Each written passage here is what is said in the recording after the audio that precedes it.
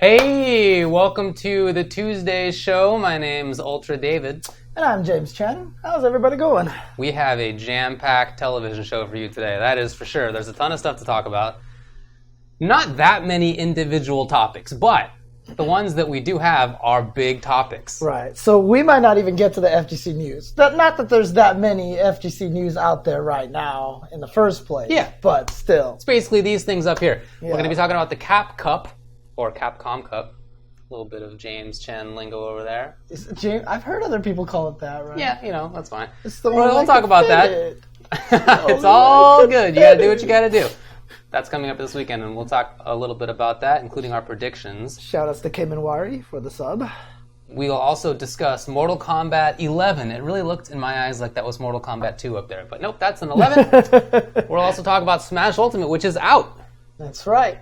And our thoughts about it so far. And then we, on the 5-5 matchup, have a couple of things to talk about. One of them is going to be SonicFox and so forth. We'll also chat a little bit about Tekken World Tour stuff. But before we get to any of that, let's talk about the Cap Cup 2018. That's right. It is happening this weekend. It is coming to a head here again, and it's going to be the end of the year. This is the third year for Street Fighter V, Season 3. For Street Fighter V, and of course that game is, it's so interesting to me. It's been going all year long, right? I'm trying to jump into the storylines already. I can tell. Yeah, I'm trying to jump into storylines already. But obviously it's been a year-long, event that everybody's been playing in all these different tournaments, starting with Final Round earlier this year, all the way, through EVO, through CEO, through all these Dream Hacks and all these other events, and now we have our 32 players. Well, we have 31 players who are going to be competing at Capcom Finals, basically, Capcom Cup Finals, to find out who is the greatest warrior in Street Fighter V. What a delivery, man! You had that. It's like we have in the past spent hours and hours repeating exactly that kind of thing. Not this year, but man, we have spent a lot of time doing that other years. Yeah. No, what I was going to say in terms of the storyline, though, which is interesting, is that since Street Fighter V has started... You might want to put it on topic number 1. Oh, yeah, you're right. Correct. Japan has not won this. In Street Fighter V. In Street Fighter V. There are 2 years so far. Right, yeah. It's not a big sample size. Still, probability-wise, I guess a lot of people would have expected... Japan sure, I mean, each year they've been the overall best scene in general. But it's been the Americas. Okay, good way to put it. I'll take credit for that. Yeah. Of course, Knuckle D winning the first one, and then last year was won by Mena RD. From the Dominican Republic, that's right. Yeah, exactly. USA and Dominican Republic so far. It's going to be starting on Friday with the Last Chance Qualifier. Did you check out the Last Chance Qualifier? I only saw your tweet about the pools, and it just sounds ridiculous. Well, look, I mean, 31 players are already not in it. They're already in Capcom Cup, right? So a lot of the best players are not going to be in the LCQ, naturally. You feel like the pools are going to not be as evil, but... That's kind of what I thought until I looked at the actual pools. And there are 16 pools, and every single one of them I named a minimum of 5 players who I think are legit. Now, in terms of people who I think can credibly get out of it, maybe it's like 2 minimum, up to 4 in some cases. Mm-hmm. So there are definitely some really stacked pools in that Last Chance Qualifier. The brackets are up. You can go check it out on Smash GG if you want to follow along for yourself. You can do that. But yeah, man, I'm telling you, some of these pools, think about Pool A3, where Smug, 801 Strider, and Romance are on one side of the pool. And on the other side is HD Jammers from the UK, Sherry Genix, and Vanao from Japan on the other side. Because when you named the first 3 players, I was like, oh, all 3 of those, and you're like on the same side of the bracket. Oh, Jesus, okay. Exactly right. What do you think about Pool A6, where Princess Slim, Riketsu, and Alex Myers are all on the same side of the pool, and the other side is Daikoku and Chris CCH. I think that one's pretty strong. That looks pretty good to me. What about Pool A8, where Moke, Bushin Style are on one side, and Peru and Ricky, probably second round matchup, as well as Diddy Mokov and Sal Pacino are all in the same pool. What about Pool B1, where Louis Man 20 and Dogra are on one side of the pool, And then the other side is Commander Jesse, Arturo Sanchez, and Eli the Curry, which means that 3 of the best 6-ish Dalsims in the whole world are in one pool. And it's possible, although maybe not very likely, that none of them could get out, because Dogura and Eli are both strong. By the way, do you still want me to leave you as Ultra by David? No, you can change that now. Okay, yeah, it's fine. Joke has run its course. It has run its course. Pool B4, in round 1, it's Ludovic versus Nasser. Round 1. Also on that side of the pool are Dr. Danny Pham and MOV, and then the other side, Snake Eyes and Magnegro. I think that one's pretty good. Whew. You got Pool B7, where Chris G and the Cool Kid are on one side, and Ant-Man, Ceroblast, and F-Word, who's actually showing up, are on the other. Nice. You got Pool B6, where Kami, Guilty, and Salty Kid are all on one side, and Mizuha, JB, and Dual Kevin are on the other. I mean, there are so many pools here that I think are volatile and pretty crazy. Oh, I forgot to talk about the one with A4, which is Ryusei and Nick Tanella on one side, and then Denka Diaz, Hochi, and Aziz are on the other. So, give them a look for yourself. There's a lot of really crazy pools in there. Even though 31 of the best players are already qualified, they're not even in this, but there's just a lot of talent in Street Fighter V. There's a lot of good players. It is a super hard game to win it. I think looking, something I've known, obviously, we've talked about in the past, but looking through the LCQ makes me really think how deep the talent pool is in Street Fighter V. It's the deepest.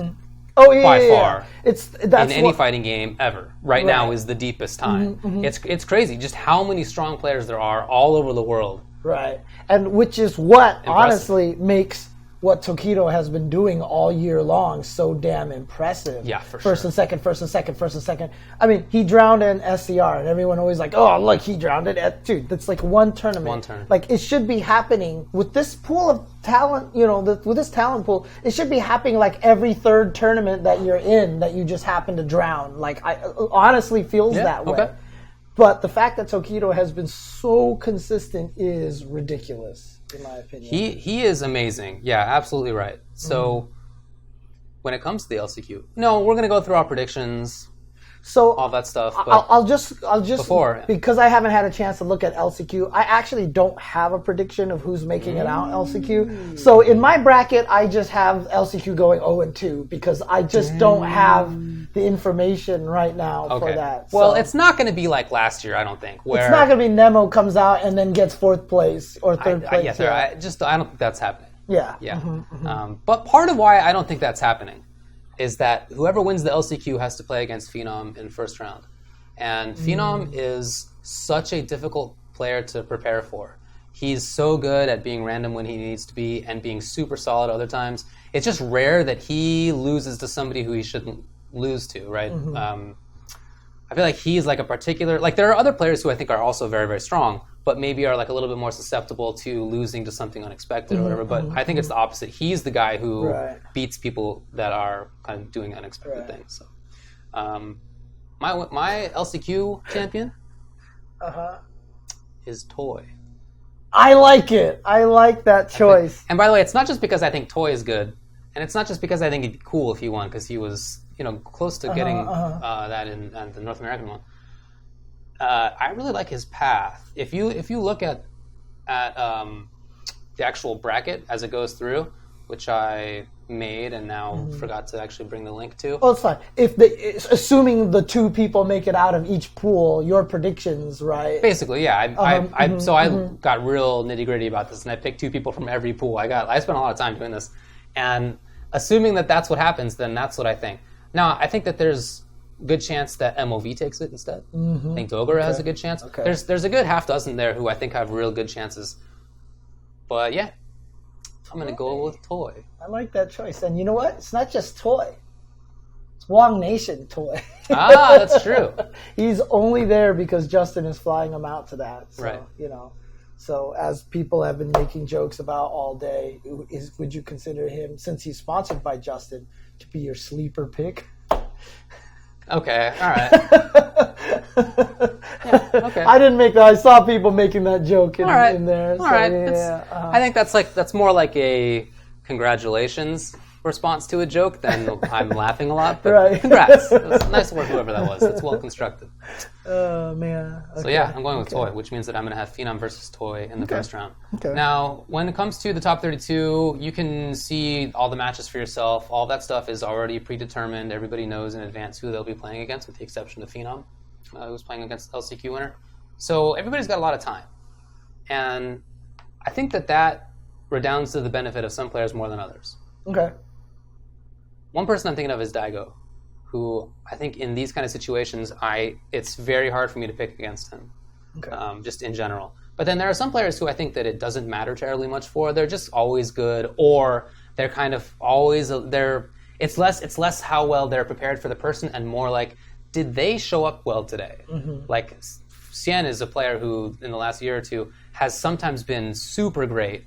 Sometimes he's not there, and it's hard to know which one's going to come. Punk had a poor start to the year, much better finish, but you never know. Maybe he goes back to how he was previously in the year. So for those players, it's less who they're playing against and more like, how are they doing? But it's funny that you even said that, because there are some crazy first rounds, including Daigo versus Punk. Definitely. There is some crazy stuff going on. There's some very unfortunate first round matchups that break my heart to see, but man, the way that my bracket, before we go into the bracket stuff, this is all, of course, going to be on Capcom Fighters 2 all weekend. So LCQ will be on Friday, then the actual Capcom Cup will be Saturday until top 8, and then it will be top 8 on Sunday. Mm-hmm. So it's going to be a lot of Street Fighter action going on. And by the way, not just Street Fighter V. The start of the day on Sunday will actually be Super Turbo. There's going to be a really cool exhibition that I highly recommend checking out of Super Turbo. Some of the best players are going to be there. Very cool. Mm-hmm. Looking forward to that. Now, I'd like to talk about the fact that it's going to start at 10 a.m. and that players are going to... Do you want to do that now instead of 5-5 matchup? I'd rather do that for a 5-5 matchup. I just wanted to bring it up so people know that we're not going to talk about that. We will be talking about that. Not right now. That's kind of later on. Right. I do think that it's a bit unfortunate that it turns out that viewers cannot come in on Friday. What do you mean? Spectators can't be there on Friday for the Last Chance Qualifier. It's only players. There's no spectator. Oh, I didn't even see that information. You cannot. No, yeah, that's right. Okay. It's only the players, and that's... I have to think, look, there's, what is it, a few hundred? Dang, I forgot to actually write that down, but it's something like that. Yeah. It's a couple hundred. Yeah. Uh-huh. And that's a lot, and I haven't been to Esports Arena Las Vegas, but I've heard it's not that big. Oh, I have been there before. You have been there before. Yeah, I have been there. And it's not that big. That's not that big. So that's why I know that a lot of people have actually said that they can't get tickets for Sunday. Like Sunday, I think the tickets sold out because Esports Arena in Vegas is really small. It's not that big. And if you're going to have a big, full LCQ event there, the only space that they can run that in is the space that they pull the bleachers out. So what I'm thinking they're going to do is they're going to push all the bleachers in, and that's it. Yeah. And then there's going to be no audience there, basically. Right. So yeah. Exactly. There are 229 entrants in the LCQ. Yeah. So, yeah, with all the tickets that they sold and all of those players there, it's just a logistic, I guess, impossibility for people to come in and watch. But that is a bummer because I know people who are just planning to go watch are showing up on Thursday with the intention of going to watch the LCQ. On Friday. So now they will be there. I don't know, hopefully watching together. Maybe they'll get a stream viewer party going. Hopefully the hotel has something. I don't know. But it is a bummer. It just seems like it's, not logistically possible. Yeah. And again, it's just like, I like Esports Arena. I like the concept of it. But honestly, we had the one LCQ at the one in Orange County before. Yeah. It's also very small. I remember how crowded that was. Really wasn't that much room, and it was just kind of a weird situation. And I understand them going to, Esports Arena in Vegas. It's Vegas. It's a key spot and everything. A lot of things are going over there, but it is a small venue. Like I said, I've been there a couple of times now, and it is a pretty small venue. So. All right, I haven't been there before, so this will be my first time. Okay. Anything else to say about the sort of overall event before we actually get into picking? I'm just going to personally say that I'm very, very sad that F-Word is not commentating there. I'm glad you brought this up. I'm disappointed too. I'm really, really sad that he's not commentating. I've talked with him a little bit about it. I've heard stuff and whatever, but like he's going to be there. He's going to be playing in the LCQ, and you can almost guarantee that I will be busting out an Oh My Days or a Rago for him during commentary. 100% I will do that. So that's cute. 100%. So I think all the people who are going to be commentating like deserve to be there. Yeah, absolutely. Absolutely. Yeah, it's definitely a bummer that he won't be commentating. Yeah. I feel that he's one of the best. It's one of those situations where it's less, I feel like he deserves it more than anyone, more than some other else. This is kind of going to the SonicFox drama later on, right? I think they all deserve it. I think everyone deserves it. It's just F-Word is personally a favorite of mine, sure. and I really wish he was there and everything like that. Man. Like, for example, like Vicious is a guy that I've known forever. I'm super happy for him to be there. Like, I had better get a block commentating with Jackie because, yeah, that's true. You guys do fun Team commentary. Thirst needs to be at Capcom Cup, 100%. Like, I'm hoping that I get a block with Jackie because that's always so much fun and everything. So, everybody who's there, I feel like deserves to be there, but I'm just sad that F-Word is not there. So, I am with you. Yeah. I am definitely with you. Mm-hmm. It's obviously not up to us. Mm-hmm. Anyways, outside of that, again, 32 of the best players are going to be competing for this thing, and it's crazy. And like I said, $250,000 maybe potentially on the line. We don't know the final amount yet because it's always $120,000. Then whatever the DLC helps fund. In the last 2 years, it has managed to make it to over $200,000. Last year was $250,000. So I would imagine it's probably going to be somewhere around that range, if not at least $120,000 for definitely the at least first place winner. So that's definitely not bad at all. So no, it's great. It is. I will be commentating on Cup. Yeah. So is this guy. It's not. It's definitely good. I wish that they would reapportion the winnings because the winnings I think are still a little bit off. Well, I was kind of sad to hear that all the DLC earnings went all to first place. That's what it was last year. So I feel like that, like you said, it should spread down a little bit more for sure. I would like that. And there has been a trend towards that. We'll talk about the Tekken stuff later on, but when Injustice had its IPS finals, it was definitely better apportioned than it has been in the past. So that's a trend that I would really like to see continued elsewhere. But at least everybody who's going is going to get paid. Yes. So it's not a case where you have to finish a certain place to get money. Everybody's going to get money. It's just that the people who finish 32nd are not going to get very much money. Okay. All right. Predictions. Yeah, let's get into this. Let's talk about who we have. So I guess I sent you my link. Yeah. So I have. Do you want me to put them on screen, or we can just talk about them? Either way. Put it on screen, dude. Okay. I'm not embarrassed of my picks. No, I'm not saying that. It's just that, I tend to have that problem where I forget to switch back and all this other stuff. I'll keep an eye on it. Okay. I made a challenge bracket for myself. So did I. Well, look, Smash GG has a ton of great stuff going for it. They also have a fantasy contest, which is not the same as a fantasy bracket. This is a Red Bull Conquest sweater. Red Bull sent this to us in care packages, basically. A lot of people have been asking where you got that sweater from. Oh, so, okay. Yeah, for sure. Yeah. This is my only remaining Street Fighter-related item of clothing. Really? I used to have a lot, but they've all basically degraded. Oh, okay, yeah. They have like holes in the shirts now, so I'm trying not to wear those quite as much. Anyway, Smash GG is great, but you still can't easily create your own fake bracket, right? Or easily make your own fantasy picks in a bracket. Again, they have their own fantasy contest, but it's a different kind of thing. So, both made a challenge. It's super easy. We're going to concentrate mostly on the first round, and then just kind of blaze through the second round, basically. So. Let's start over here on my bracket over here with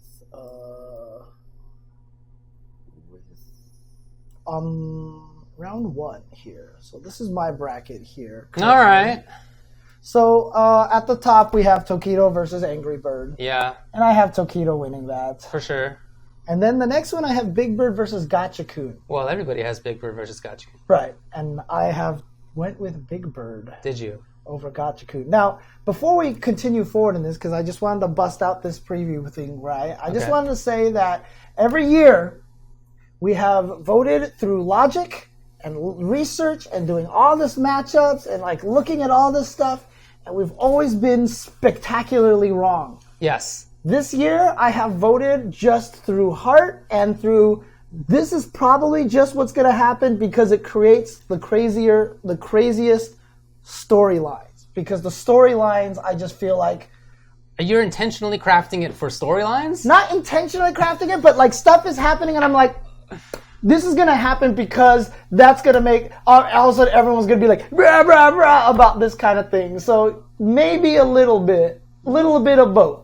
A little bit of both. Hey. Because that's how it always happens, too. With Nemo making it all the way and fighting Itazan at the end, right? I mean, like, come on, that was right? pretty sick. Punk having to lose to Nemo in the first round. You know, this is like all these like crazy stories, so...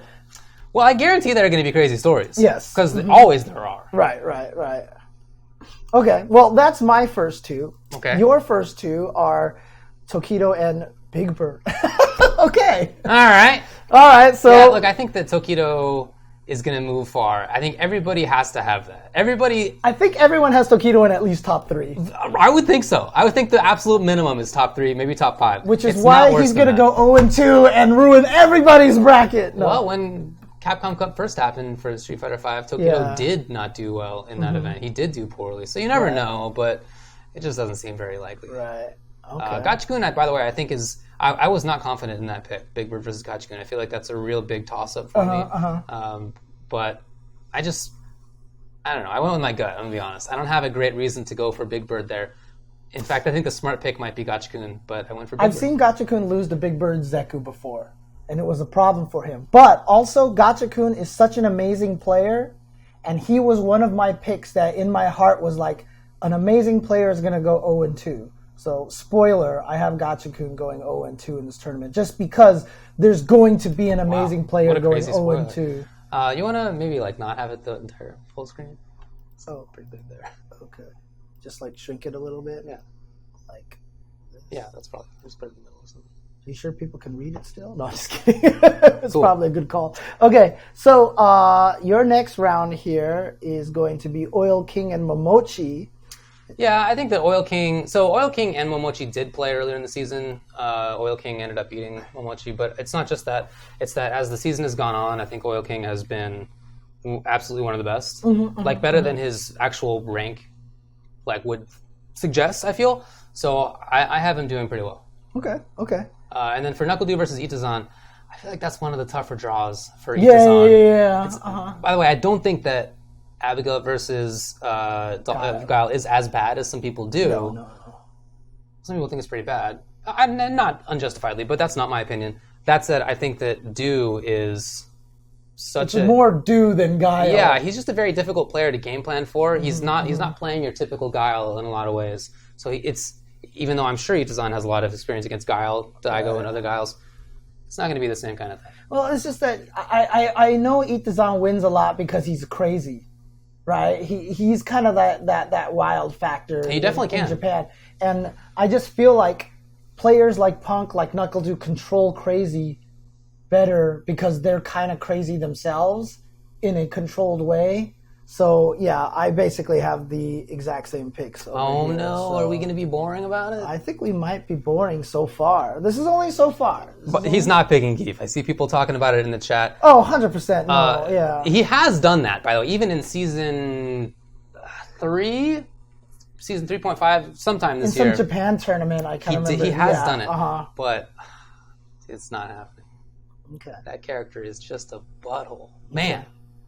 All right, so here's an interesting first-round matchup here. Xiaohai and CJ Truth. Okay. I'll talk about this one first. Okay.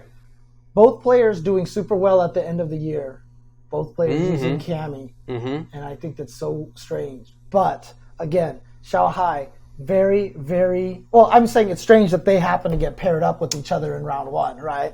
But both of these players... Xiaohai is so solid and confident. But CJ Truth is just kind of crazy. And the way that CJ Truth has been playing recently, I feel like he's just going to take it over Xiaohai in some crazy I feel like Xiaohai's gonna be so stressed and have so much pressure on himself, and CJ Truth's gonna come in there and he's gonna be doing the whole. he'll chuckle. Yeah, he'll chuckle and laugh and have a good time, and I feel like that emotional aspect is gonna be Xiaohai's downfall in that particular match. I think CJ Truth's gonna play fast and loose. Xiaohai's gonna play very tight and nervous. And CJ Truth is going to take that. Interesting. And then I just think Fudo right now is too strong for Chris T. Chris T's still obviously going with a weaker character unless he's, picked up someone like... He has been playing Akuma, but... I don't know. Has he also picked up the Belmonts or anything like that? Or, So, but, honestly, I feel like Fudo's going to win this one. So. Yeah, fair enough. Okay. I really thought about going with Chris T versus Fudo. Because you can't pick all of the ones that are like the by the book. Yeah, of course. That's just not going to be an effective game plan for picking a bracket. There's always going to be weird things. But in the end, I just feel that Fudo's too consistent. I would not at all be surprised to see Chris beat him.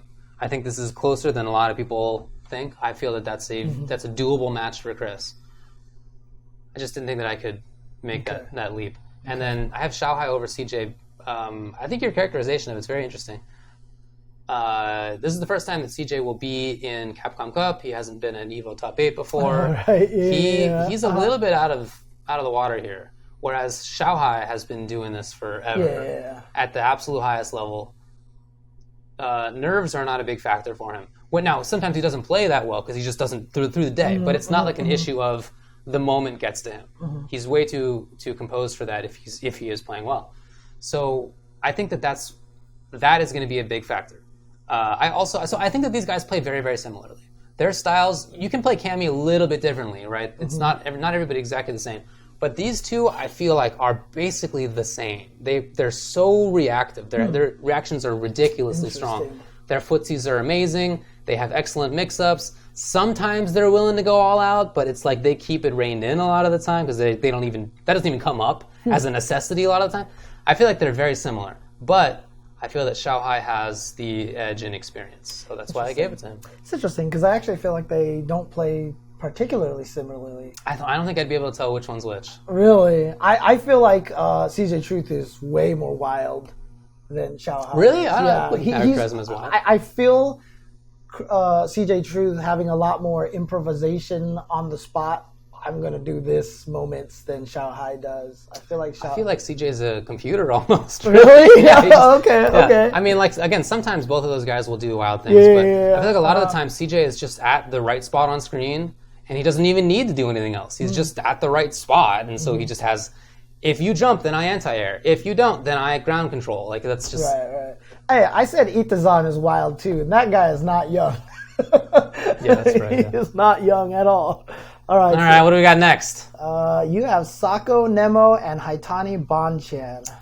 I have Sako over Nemo. I feel like this is going to be most people's result. You think so? You think most people are going to pick Sako over Nemo? I do. Third place Nemo. Huh? Yes. Okay.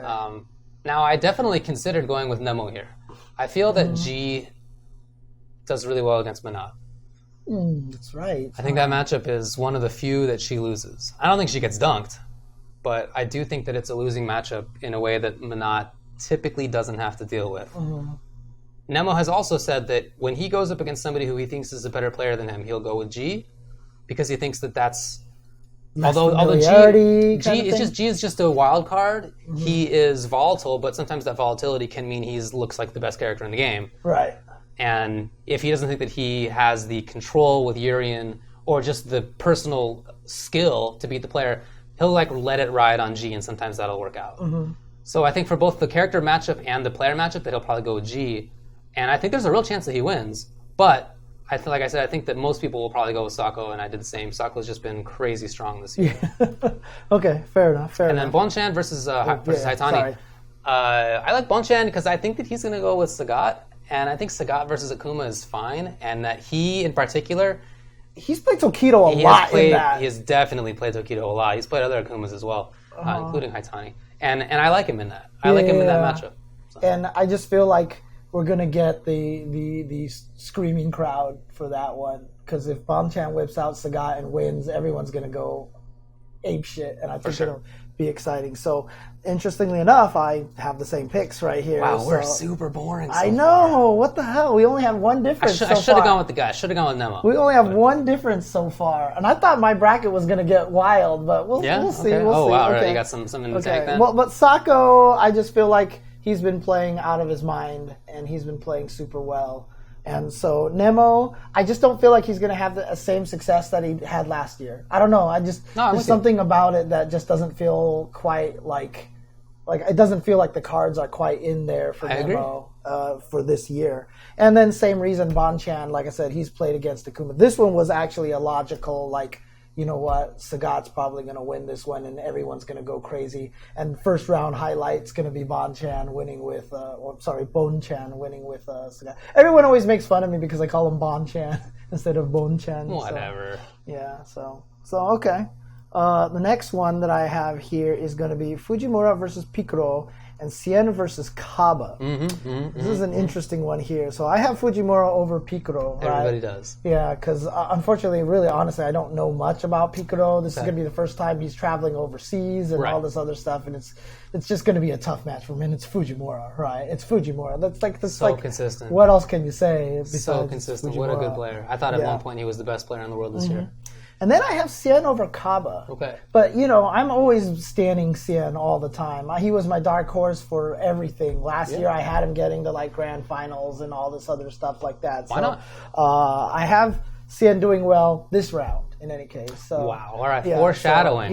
So I have Cien winning over Kaba right now. Interesting. Because I just feel like Cien is going to come out with a lot of crazy Ibuki things and catch Kaba by surprise. I don't know if they have an Ibuki in the DR that's to the level that Cien is. DRA, I think, is the choice. Right, there. Exactly. But DRA, it's a different style. It's a different style. Right, exactly. So, and then you have. All right, what do we got here? So again, everybody has Fujimura over Piccolo. Piccolo is a good player. It's not that he did well one time this year. He is 60th in points overall, or 54th, something like that. Maybe it's Angry Bird I was thinking of as 60. But in any case, it's not like he's way down in points. Oops. Like he's actually doing fine. I watched some of his matches. He's a good Bison player.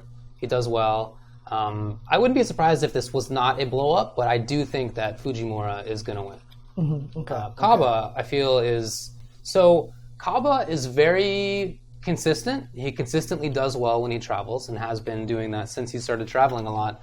Whereas Cien, for whatever reason, doesn't feel like he's as consistent as he was in previous games or previous years. I agree. I don't know why that is exactly, but that's true. And so I think this is more about how well Cien is doing that day. I'm pretty sure Kaba's doing well. I'm pretty sure Kaba shows up and he will be good, and I'm not concerned about that. It's, will Cien show up? Even if Maximum Cien shows up, I'm not sure he beats Kaba. I think I'd probably still pick Kaba. But if not Maximum Cien comes in instead, then Kaba definitely wins. So in my mind, I feel like there's a greater likelihood that Kaba will be the one who's ready. Doesn't matter. He's not going to be the variant at all. It's going to be Cien instead. So. Okay. Yeah, I totally get that. That was definitely a tough first round pick for me. You got to mix some of those. Yeah, definitely one of the hardest ones for me to pick in the first round. Got to do it sometimes. NL versus Storm Kubo. I like NL. I've heard people say that they think Abigail beats Cammy. I do not agree with that. I think that's tough. Not like a bad matchup, but I do think Cammy wins by a little bit. And I think NL's control in this matchup, I've seen him play it against a few different players, Abigail's, and his control is incredible. He so rarely gets caught by the weird stuff. Part of why people think that she loses is that he explodes her, right? She doesn't have enough life. Armor. And he has armor. Right. So if you're the kind of Cammy who goes in too much, you can maybe run into the armor. But if you're the kind of Cammy I think NL's the best Cammy, his control of situations is so good. And in that kind of situation, I think it's tougher for Abigail to take W. And Storm Kubo, I feel like, is a little bit more of the shenanigans Abigail anyway, rather than the solid ground, I'm patient kind of Abigail. He can play that way, but typically if I've seen him play that way, it's for 1 or 2 games in a set, and then the third he kind of falls apart and falls out of it. So I like NL to win kind of a long grinder. So on that subject of that matchup right there, I used to believe that Abigail beat Cammy until I saw NL versus Storm Kubo at like final round, and NL destroyed him. Yeah. It was early in the year, so there's a lot to learn from there, but it's definitely not the bad matchup that people say. I agree. Yeah. Then look, obviously, I do always pick against Daigo, and it's never that I go into these situations thinking that Daigo, he's bad, he's going to lose for sure. I never feel that way. Not in a while, in any case. But this one, I feel like I feel everybody at home shaking their head right now too. But I'm going with it. I like Punk versus Daigo. First of all, I think that Karen does nicely. I think the character matchup is fine. She has ways through booms, and she has a lot of threats. She has ways over booms too. Good jump range. So the character matchup I'm not worried about for Punk. It's more that Daigo has a chance to study up and get ready for Punk. I think for me that's the bigger reason why I may have gone with Daigo. But Punk's trajectory has been up and up and up this year. From the beginning of the year when it was not good news. And I expect that upward trajectory to continue. So that's my pick. Well, needless to say, I picked NL over Storm Kubo. But on the other side, I picked Punk over Daigo! I picked Punk over Daigo. I can't believe it. I did. This is actually a surprise to me. I actually did. Because, like you said, Punk has been on the come up. I actually can't believe it. He's actually been playing super well. And there's just something about the way that Punk plays that I feel like is going to give Daigo problems. Wow, that's my expectation too, but I'm surprised. Okay. Yeah, that's what I had. So there we go. I don't know. Continue with the boring. We have one difference so We've far? had one. What was the one? It was the CJ Truth and Xiaohai, I think. Well, didn't we have one more? Kaba and Cien. Oh, and Kaba and Cien. Kaba and Cien. Yeah, so there you go. Yeah, and Punk did beat Daigo before. He's done it before in the past, so there you go. But again, I just feel like Punk is playing super, super well. I just feel like he's playing really well, and Punk is just not one of those players that's very easily studied. Because I just feel like his play style is wild. Yeah, no, it's hard. He's so good. He's so good at the mix-ups, even if it's not something that is like he's not jumping in wildly. Like it's not that kind of wild. It's that every time there's a potential for a mix-up, he always has a different one. Yeah, it's so rare that he does the same thing twice, and that's not just like up close. It's like jumping at a certain spot, pressing roundhouse at a certain spot. It's always different. I feel it's very difficult to get reads on him in that way. Okay. Well, this next matchup here is probably one of the most unfortunate matchups. This is the one that it's not that I had trouble picking it. Okay. I just didn't want this to happen. Okay, for sure. Problem X versus Mena RD. So we have the Evo champ and the previous Capcom champ. Yeah. The two non-Japanese players. Yeah. And they got to play each other in first round? They do. What? Yeah. Oh, God, that sucks. But I really think Problem X is going to win this one just because he's been playing so well. I don't feel like Mena has had the same kind of success this year. He hasn't. That he has. And I feel like the fact that Problem X has two different looks to throw at Mena RD between Bison and Abigail could fluster him a little bit, could cause him a little bit. Because I think both of those characters can fight Birdie. Yeah. I feel like, if Problem X can switch between, so that means that Mena RD to prepare for Problem X has to prepare for two characters, whereas Problem X really just needs to prepare for one, unless Mena RD busts out a surprise, his secret actual main that he's been talking about for like 9 years. Right, yeah. You know, he came out of the womb and he's like, I actually have a second real main. So okay. Yeah. And then Phenom, like I said, I don't know who's coming out of the LCQ, so I have Phenom, I have LCQ going 0-2. So dang. Yeah, so that's my situation over there. And what do I got? You have the same. Oh, that's the. Oh, you just have it listed as LCQ winner. Okay. Oh, I didn't name it. Is that what you mean? Yeah, because you said it was going to be Toy. I mean, that's my pick, but I just figured I'd leave that name there. Okay. I would expect Bison versus Mena RD from Problem X, but that's an unfortunate draw. Problem X also played Birdie. He knows the character quite well. Phenom, so like I said, I think Toy wins LCQ, and this will be Phenom versus Toy. And in that case, I like a lot of what Toy does, but I think this is another kind of tough draw for a player like Toy. It's so hard to get good reads on Phenom, and his character is so explosive, and he moves so well. He also knows Bison really well himself. I feel like that is a if this had been somebody other than Phenom, I think I might have had Toy taking. I think that's like not unreasonable. But tough one for him. Interesting. All right. Well, then at the end you have Justin over Verloren and Luffy over Mago. I think Justin has a good showing this time. He's playing a character that finally fits him. Honestly, the last time that happened was maybe like 2007. I mean, like, he played Rose briefly in SF4 at the end of it. Other than that, I really think it's been a decade since he played a character that actually fit him well in a major game. He's finally doing it again, and you can see the results. So I expect that he'll have a good day. Verloren is a good player, but Justin's actually done quite well against Cammy. Yeah. He really has. I agree. Then Luffy versus Mago. I think Luffy's also going to have a good day. Mago, I'm never really sure what to say about Mago because I feel like he has such potential and then sometimes lives up to it, and more often than that does not. Right. And I always hear from people that he's a monster in casuals, and then in big tournaments, certainly sometimes he shows up. I mean, he's already qualified, right? Like, he's a great player for sure. It's just I feel like it's rare that he does the things that he wants to do or that he does in casuals in tournaments. So I like Luffy, and Luffy. Wait, so was that about Mago? That was Mago. Oh, yeah. Mago. Okay, so Mago's not an Evo champion. Okay, never mind. Sorry. Yeah, that was about Mago. Okay. All right. I actually have Mago winning over Luffy. Yes, a difference. I'm rooting for that. I just feel like Mago is kind of being slept on right now. I think a lot of people... I'm not trying to sleep on that guy. Oh, yeah, for sure. But, I mean, I'm just saying, like, a lot of people I even see in the chat, they're all like, oh, Luffy's going to body Mago. And then Mago, he's just that guy who he's going to use the best character in the game.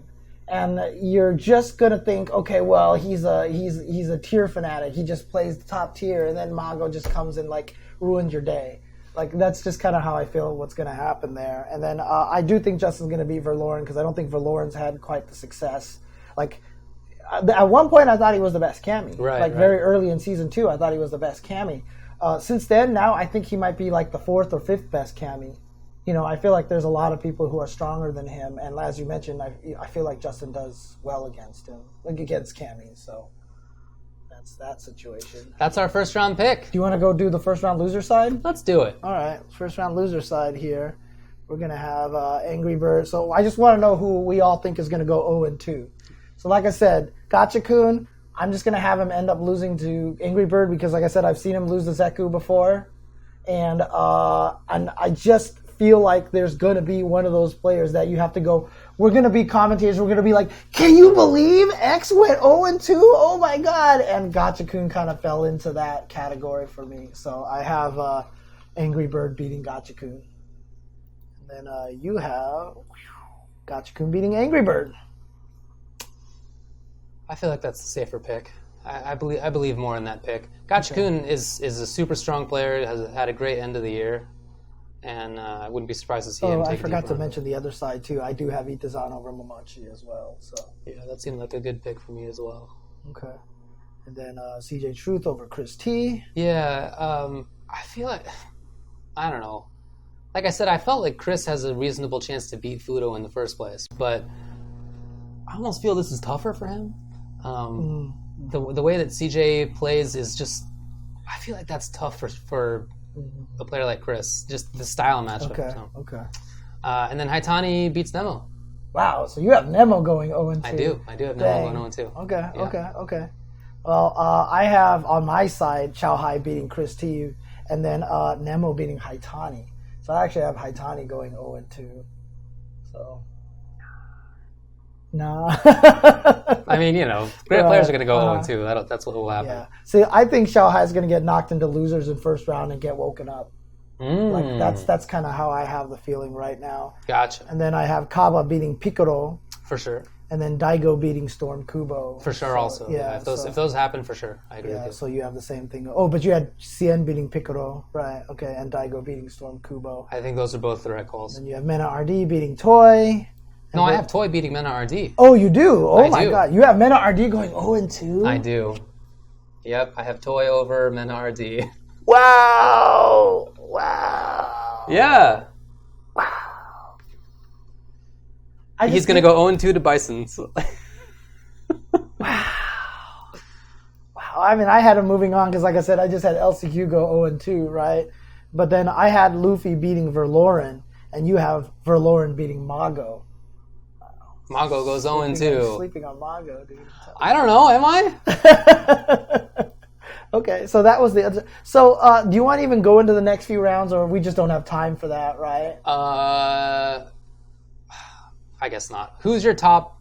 Well, because 4? like here's the funny thing for me is that in the second round I had some crazy. I have Fujimura versus Cien, right? All right, we'll just go through it quickly. We can breeze through it. We don't have to talk about it. We'll just do one bracket at a time then. Okay, sure. Okay. That's So a good I have Tokido beating Big Bird. I have Oil King beating Knuckle Dew because it's just Oil King's year. I feel like. Can you expand the amount of space that's being shown?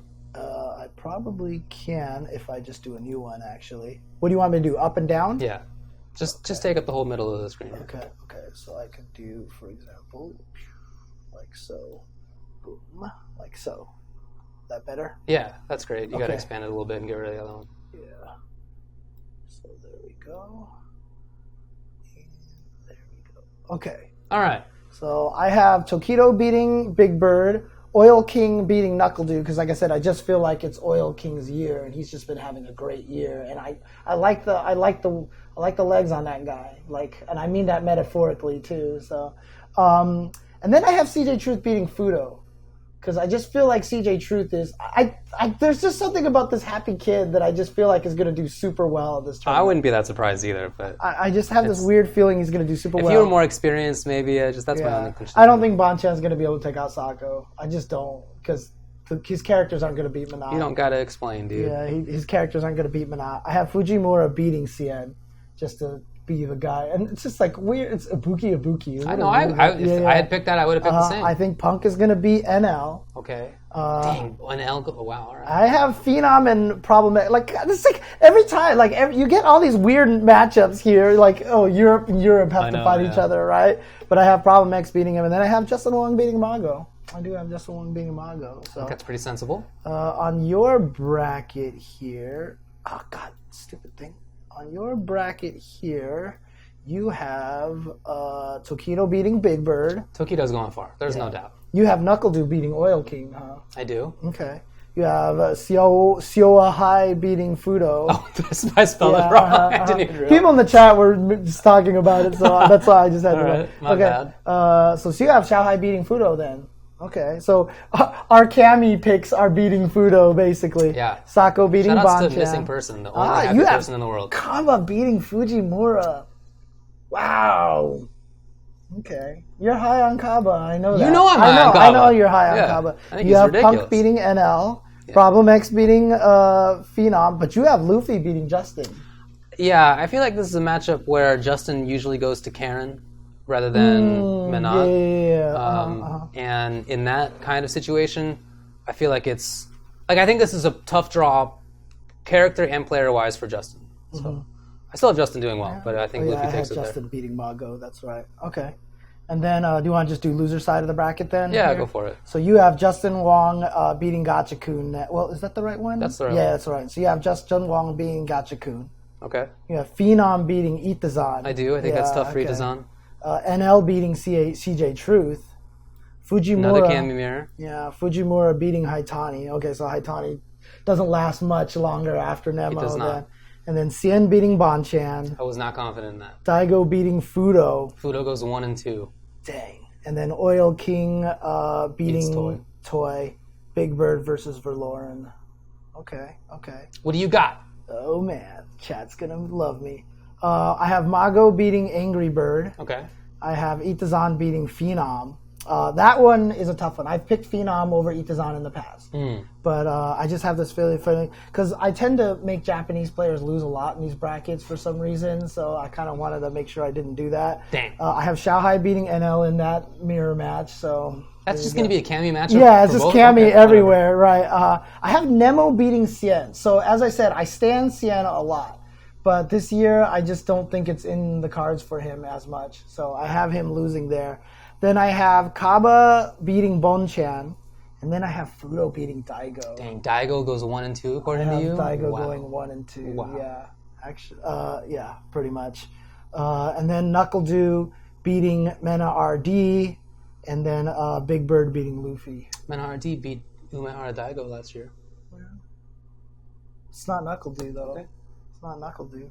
So then what makes this interesting is this next round over here. So I I got got the next winners. next winners first. Okay, so that's Well, winners and losers, right? over here. Tokido and Oil King, right? Is this the right one here? Yeah, that's round 3, right? Okay, yeah. So I have. Dang it! Hey, lady. I can't scroll this any further because of the way that because of the way that this thing works. So let's see if I can do this. So I have Tokido. What's going on here?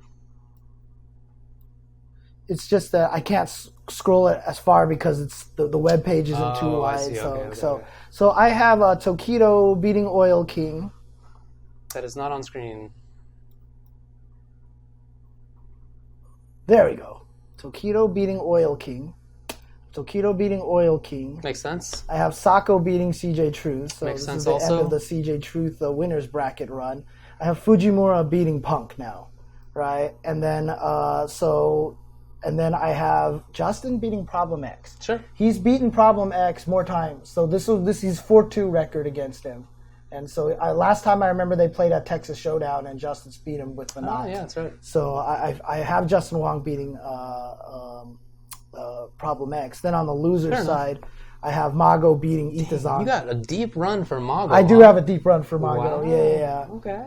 And then I have Nemo beating Xiaohai, like I You said. got a deep run for Nemo. But see, here's the funny thing. This is what I did. So I had Fudo beating Daigo, and then I had Kaba beating Fudo. Okay. To solidify the storyline that Kaba has a better Guile than Daigo this year. Wow. And I think Fudo might be more accustomed to Daigo-style Guile. Okay. And then he's going to lose to Kaba. Wow, So, all right. yeah, that's the idea right there. That's your round 3 then? And then Punk and Knuckle Dew. Knuckle Dew and Dew, Big good. Bird. Knuckle Dew and Big Bird. I have Knuckle Dew winning that one. Yeah, Makes so sense that's to me. That's my round 3 there. So let's take this out over here. Do the same thing for you because this whole thing is weird. All right. So your round 3 then is starting over here, which is Tokido Knuckle Dew. There you go. So you have Tokido beating. Again, Tokido's going to make a deep run. Yeah, Tokido Everybody beating thinks Knuckle so. Dew. Sako beating Xiaohai. Yeah. Okay. So our Sako's beating the Camis. Yeah. Kaba beating Punk. Wow. Okay. So you're all on Kaba right now. Okay. I think that's reasonable. right. And then Problem X beating Luffy. Yeah. Bummer from Problem X in my bracket. He has to beat Phenom and then Luffy. Dude, right? That sucks, dude. Ugh. And then here you have Justin Wong beating Phenom. Yeah. Fujimura beating NL. Daigo beating Cien. And Oil King beating Big Bird. I think in those 4 matches, those are the right calls. Yeah. I mean, it's funny because, like, your Daigo's going further than my Daigo. And I don't think Daigo's bad. I think he's Oh, no. good. Yeah, I know. But everyone has that thing of, David hates Daigo. I know, it's but not like, true. it's not true at all. It's not true. He's so good. Okay, so in your round 4, then, so this is your... This is now winner's semis. This is winner 7. So this is top 8 already. Oh. Actually, let's do the loser side round 4 so we get to top 8, Okay, for actually. sure. So losers round 4, you have Xiaohai beating Justin beating Xiaohai. You have Fujimura beating Knuckle Dew. Wow, okay. You have Daigo beating Luffy. And then you have Punk beating Oil King. Okay. And then on my bracket, on loser side, I have CJ Truth beating Mago. So finally, I just feel like CJ Truth was going to win the Kami mirror, basically. Just stop moving it. Oh, no, I was trying to get it into the right position, and the mouse got stuck, and I let go of the click, and I moved, and it was still moving, and all this other stuff. Oil King, I have him beating Nemo, because like I said, I just feel like it's Oil King's thing. Then I have Problem X ending Kaba's run here for me. Well, so you know what? Not unreasonable. right, and then Knuckle Dew beating Punk. That's happened in the past. Yeah, you know, this was like 50-50, Yeah. seriously. It's like roll the dice at Yeah, this yeah, point yeah. in time, right? And then your losers next round. The losers next round. So this is top 8 already now. So this will be top 8 at this point in time. No, this is now going to be top 12. No. This is top 8 because these guys come from the top four on the winner's side. Oh, for sure. You're right. Yeah. You're right. So, all right. So what happens in winners? so my top 8 basically, I have Tokido and Sako. I have Tokido winning. Well, Yeah, and then I have Fujimura beating Justin. So yeah, Sure. so basically in winners finals, I have Fujimura and Tokido. Okay. I think those are probably my 1 and 2 Street Fighter V players of Yeah. 2018. So why not? So it's hard not to go there. And then on the loser side, I have CJ Truth being in the top 8, but he's going to lose the Oil King, and I have Knuckle Dude losing to Problem X. Because my top 8 has 3 U.S. players, and we're going to brag about being all happy, and 2 of them are going to go out in the first round, because that's what always happens. We're always happy that the U.S. players, like, look at our U.S. players, and they just die instantaneously. Wow. Okay. So that's what I'm saying happens here. They're going to lose to the non-U.S. Japanese players in the tournament. So they're the only ones. So they'll be gone, and Justin will be the only one left. And then for you on winner's side, you have Tokido beating Sako, Problem X beating Kaba. Didn't you just have that, but in losers? I did, yeah. So you have the same thing on winner's side, okay. And then on the loser side, you have So you have Justin and Fujimura. And Fujimura beating Justin, I had that on winner's side. And then you have Daigo versus Punk. Oh, so you say Daigo beats him in the run back then. Okay, there you go. So you have Daigo in top 8 then. I guess I accidentally had 2 U.S. players making top 8 and then losing immediately also, but I didn't think about it in advance like that. That's just the way it works, man. That's how it always happens. So on the winners finals, you have Kaba versus No, you're on the wrong spot. Yeah, there we go. Tokido versus Problem X. And you say Tokido wins this one, huh? Yeah. Because Problem X has beat him in the last 2 times they played. Yes, indeed. Yeah, okay. And then for me on the winner's side, I have... see how that happens sometimes? It just gets stuck on there. I have Tokido and Fujimura, and I have Fujimura beating Tokido. I have Fujimura beating Tokido, sending Tokido into loser's bracket.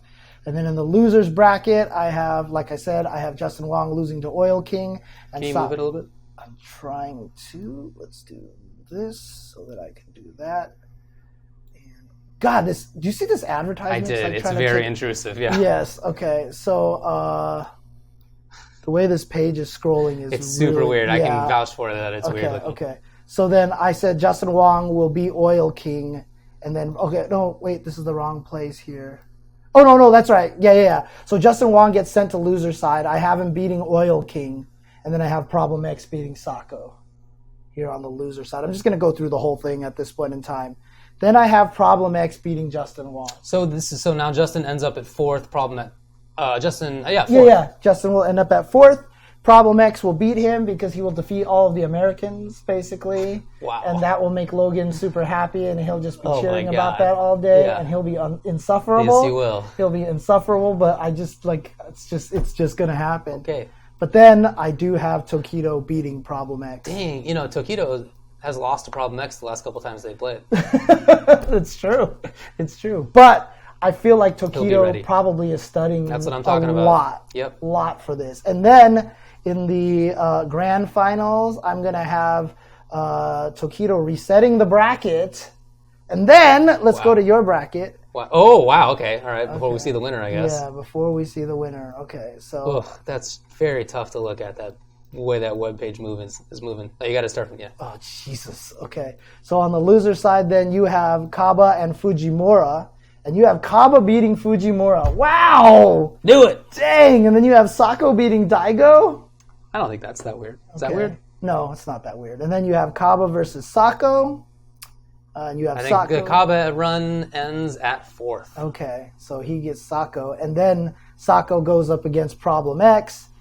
And so he loses to Sako. Sako gets at least top 2. Problem X, 3rd place. So you have Sako and Tokido in grand finals? I then? do. Okay, and I have Tokido and Fujimura in And we grand both finals. have Problem at 3rd place. Yeah, okay. Well, that's Hey, why not? That's not crazy, No, right? it's not. So then you think Sako's going to reset the bracket. I do. Should I just go to your grand finals then? And then your winner is Sako. Tokido gets denied again! You think so? You think Sako's taking? yeah, Okay, yeah. okay. What's interesting to me is that both of us have an all-Japanese grand finals when Japan hasn't won this yet. So was kind of interesting.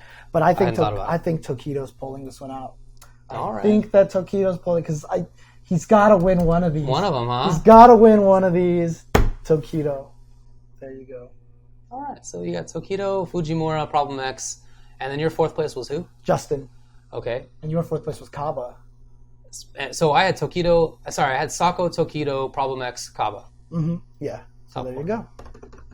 And then there you go. So the gospel. Then you also had Oil King and Sako. Oh, I had Oil King and Sako in 5th, and then in 7th I had CJ Truth and Knuckle Dew. Okay. I mean, I honestly I just feel like CJ Truth is having that kind of weird situation right now, and I just think it would be funny if he was the only Cammy that made it into top 8.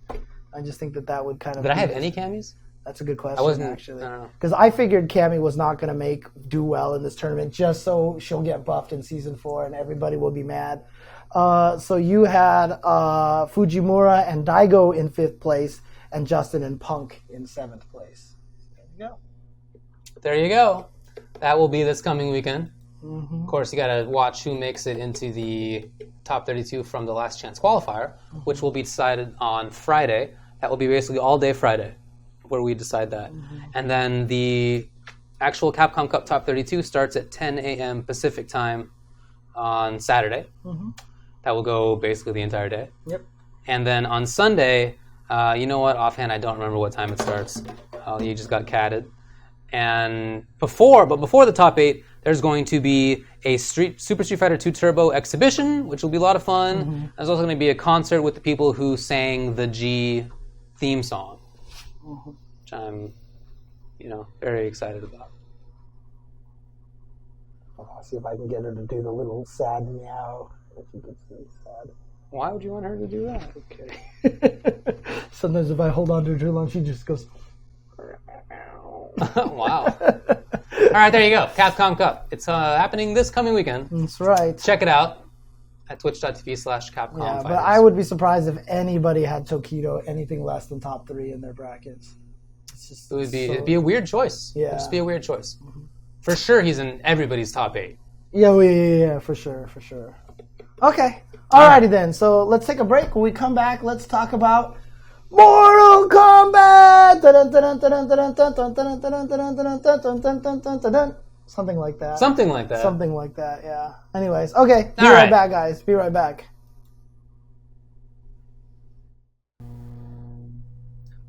I don't think that's how it goes. It's like there's like 2 songs that everyone always gets mixed up. There's like the Twilight Zone, which sounds almost exactly like it, and then there's that Twilight Zone. Yeah, like the actual show. Not the show. There's a dance song called the Twilight Zone that it was on DDR and stuff like that. Oh wow, okay. Yeah. All right. It's not the actual song, of course. Although, like I said, if in Mortal Kombat 11 they choose to make that the background music, I would be ecstatic. That would be great. Because it would be more exciting. Oh, for sure. Yeah. Did you guys watch all of TGA? Yes, we will talk about that later on. The Game Awards? There'll be a lot about that as we go. So. Yeah, I watched it. Golden earring is tight? What is Hanzo talking about? I have no idea. Well, that sounds par for the course, actually. So. Yes, we're going to talk about MK11. I didn't see the Chumbawamba one. I saw that. That was pretty great. Okay. Hey, Zoidberg once again. Woo! There we go. Always appreciate the support, Zoidberg. Oh, yeah. Very nice. Very nice. Yeah, we'll talk about the ads. Did you see that? Which one? The in-game ads. Oh, the Street Fighter in-game ad. Have you seen that? Have you seen how it actually looks? People have videos of it. Yeah, I've seen a little bit. You can turn it off. It's just it's optional. It gives you free fight money, basically, right? So yeah. So basically, you're getting free fight money to be advertised to, which is very, very odd. So. I mean, honestly, like, I don't know. Well, yeah, it really depends on how much fight money you get for it. I don't know the answer to that. Yeah. Oh, Golden Earring sings Twilight Zone. There you go. Okay, that's what he was talking about. Okay, thank you for that. Whatever. Damn. I don't know. You get 10 more fight money for a win? 10? Don't That things doesn't cost like thousands? Yeah, I know. That doesn't sound like a lot. Up to 12 fight money per fight? Up to? It's not even you get 12? Hold on. Isn't it thousands per actual buying things? I thought it was. It's expensive for buying a lot of those things, right? Like 12 per match sounds very low to me. A character is 100,000, yeah. Wow. 4 fight money for stage ad, 4 fight money for a costume ad, 4 fight money for loading ad. Stages are 70K. All right. Yeah. Well, maybe we'll talk about it in 5-5 matches. Yeah. I mean, are they worried about someone just like sitting with their foot on a turbo button while they watch TV and just losing matches and just getting, like... I don't know. Man. Okay. Got 8 fight money after a loss. There's also a cap. Cap for what? Like, that means, like, you're trying to get one of those Sparklets water bottles, and they're filling it up by 1 drip, like, every 5 seconds, but they're going to give you a cap of, like, 1,000 drips. Like, you're not even going to get anything out of that, dude. Bizarre. Bizarre choice. All right, it's back. Okay. You ready? Yep.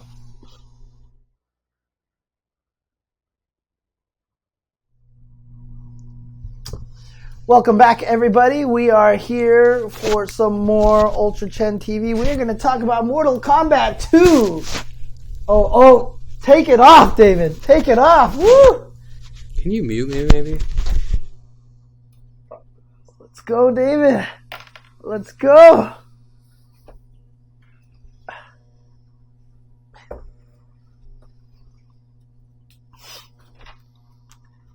Wow, there we go. All right, here.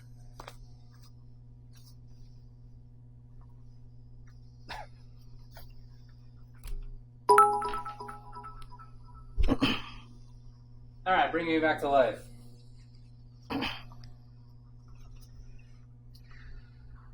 Yeah, that's right. It's Mortal Kombat 11. Woo! All right.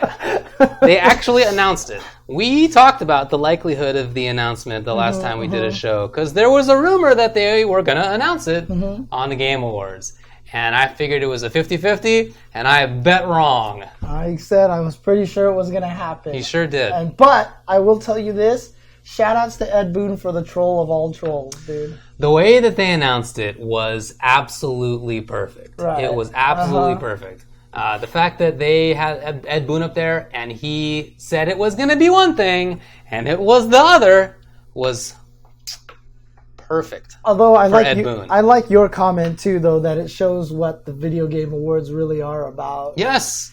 Like, who cares about the awards? We just want to see the new stuff, basically. Exactly right. The awards are definitely secondary in that show, if not even third. Like, you're there for the reveals, for sure. Maybe the music second? I don't know. I don't care about the awards at all, but there were some cool songs being played. Yeah. It was so well done, the way that it was like such a perfect Ed Boon moment. Because that dude is always, always trolling on Twitter. Even if it's like not necessary in any way, if it's not like business related, he's just always messing around. And they captured that perfectly. Yeah. So he announced, what was it, best racing or sports game? Yeah, racing, sports or racing game, which I thought was funny because in the first place, why isn't racing a sport? Why does it have to be sports/racing? Why couldn't it just be sports game? You know, the definition of sport really matters to people. I guess they don't want Mario Kart to be called a sports game. I mean, why not? Yeah. Is Mario Kart a racing game? Or is it a party game? Racing game. If you ban all the items. Can you do that in Mario Kart? I think in the latest Mario Kart you can turn off some stuff. Yeah. Anyway, it turns out that the best sports/racing game is actually Mortal Kombat 11. They played a trailer. I hope everybody has seen it. First of all, what did you think about the song? It was a weird choice. It was a weird choice. I mean, like, I'm not opposed to it. Yeah. I just thought it was weird for Mortal Kombat. Well, so MKX, the announced trailer had some rap in it as well. Did it? Oh, it did. okay. But it fit. I felt it fit really well because it was like hype sounding, and I just didn't get that out of this one. It was just not. It's not like music that makes me like get hype. But whatever. It's not that big a deal. I just thought, there's just a lot of chatter about it. And some very fun... I think the thing that I care the most about that is that other people really care about it, and so there was a big backlash to it, and then very funny edits with different music instead. Okay. Especially the Chumbawamba one, which was excellent. I have to check that one out. Oh, man. And I will tell you, though, you know how they always do that, take the edits and like do the different music. Did you ever see the one with Queen's "Don't Stop Me Now" to the Smash Brothers intro? I did. Like that to me is the Dark Side of the Moon plus Wizard of Oz. Like it's like the new version of it. It was like everyone kept putting out these edits that were like, no, check this one out. And I watched all of them, and then I was like, no, you can't beat that. One of the ones that I saw was this dude Jesse who wrote his own. He played the Mortal Kombat theme like on his band. Okay. But it's something he did quite a while ago, and then he put that to the trailer, and it matches up just in that kind of way. Like it's like scene splitting, like it's all exactly the right moment. It's really good. Anyway, I thought that was funny, but who cares really? The important point is that Mortal Kombat 11 is there now. The trailer, the actual fight. I mean, the graphics are better than the MKX announced one, obviously.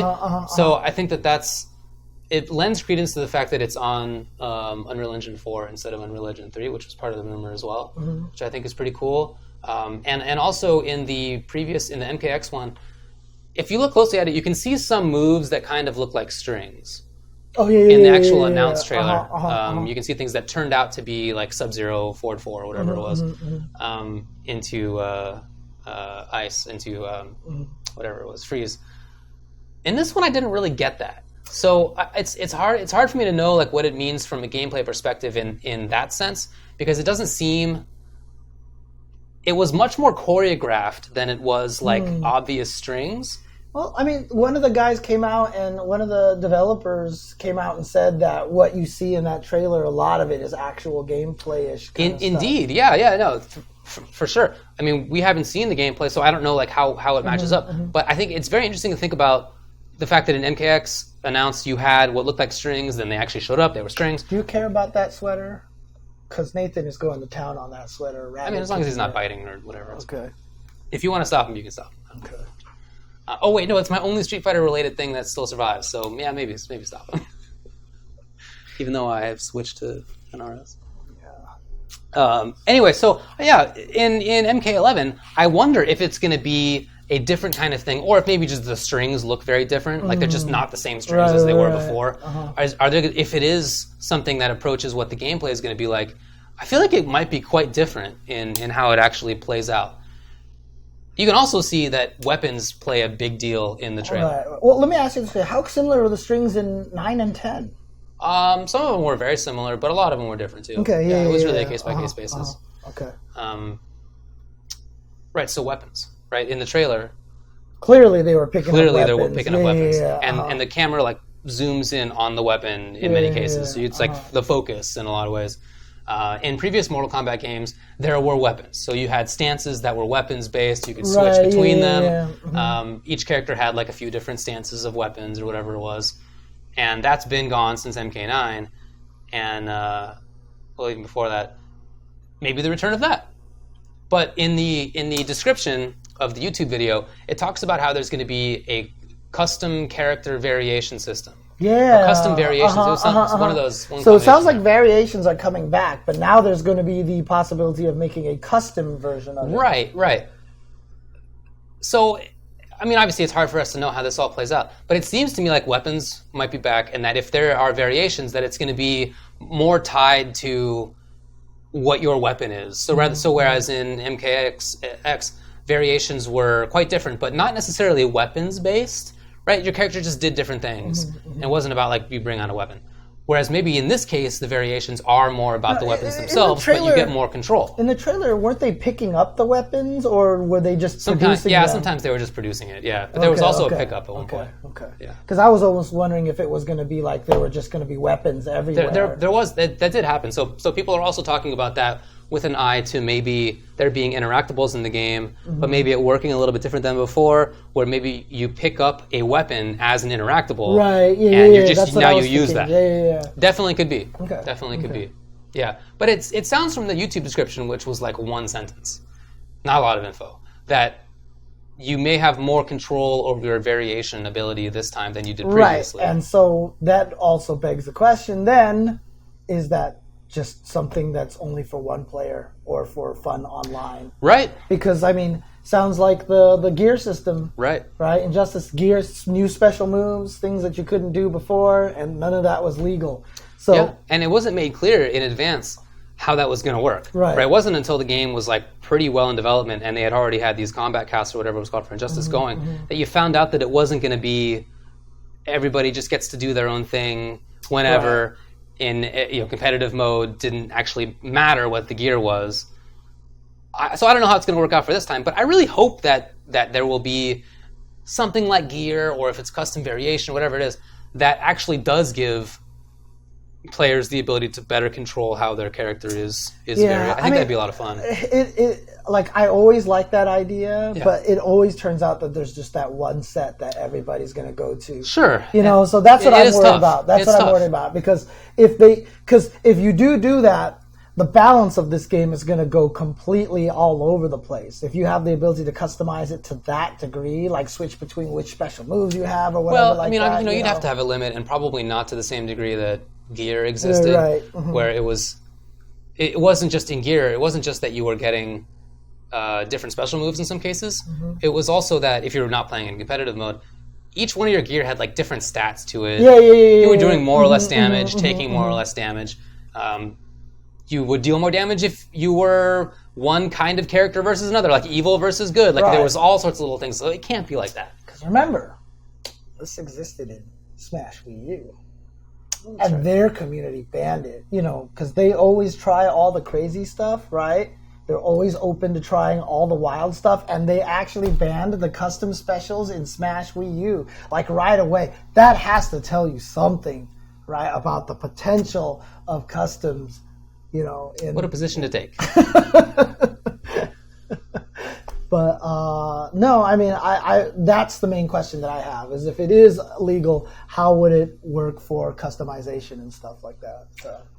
The biggest question that I have about the trailer is whether it is a 2D game or a 3D game. In terms of like having side steps and stuff like that? Oh, interesting. Why not? I mean, in the actual trailer, they're kind of changing around the point of view a few times. Interesting. And in the MKX trailer, it was not like that. There was definitely a flat space. So Crownless King is saying the screenshots on Steam make it clearly look 2D. I don't agree that it makes it look clearly 2D. Okay. There are indeed screenshots, and of course they're like in a 2D plane because it's a picture, but that doesn't mean that they can't be stepping forward and back. Yeah. So. Katron Raiden is saying, that's what he's saying.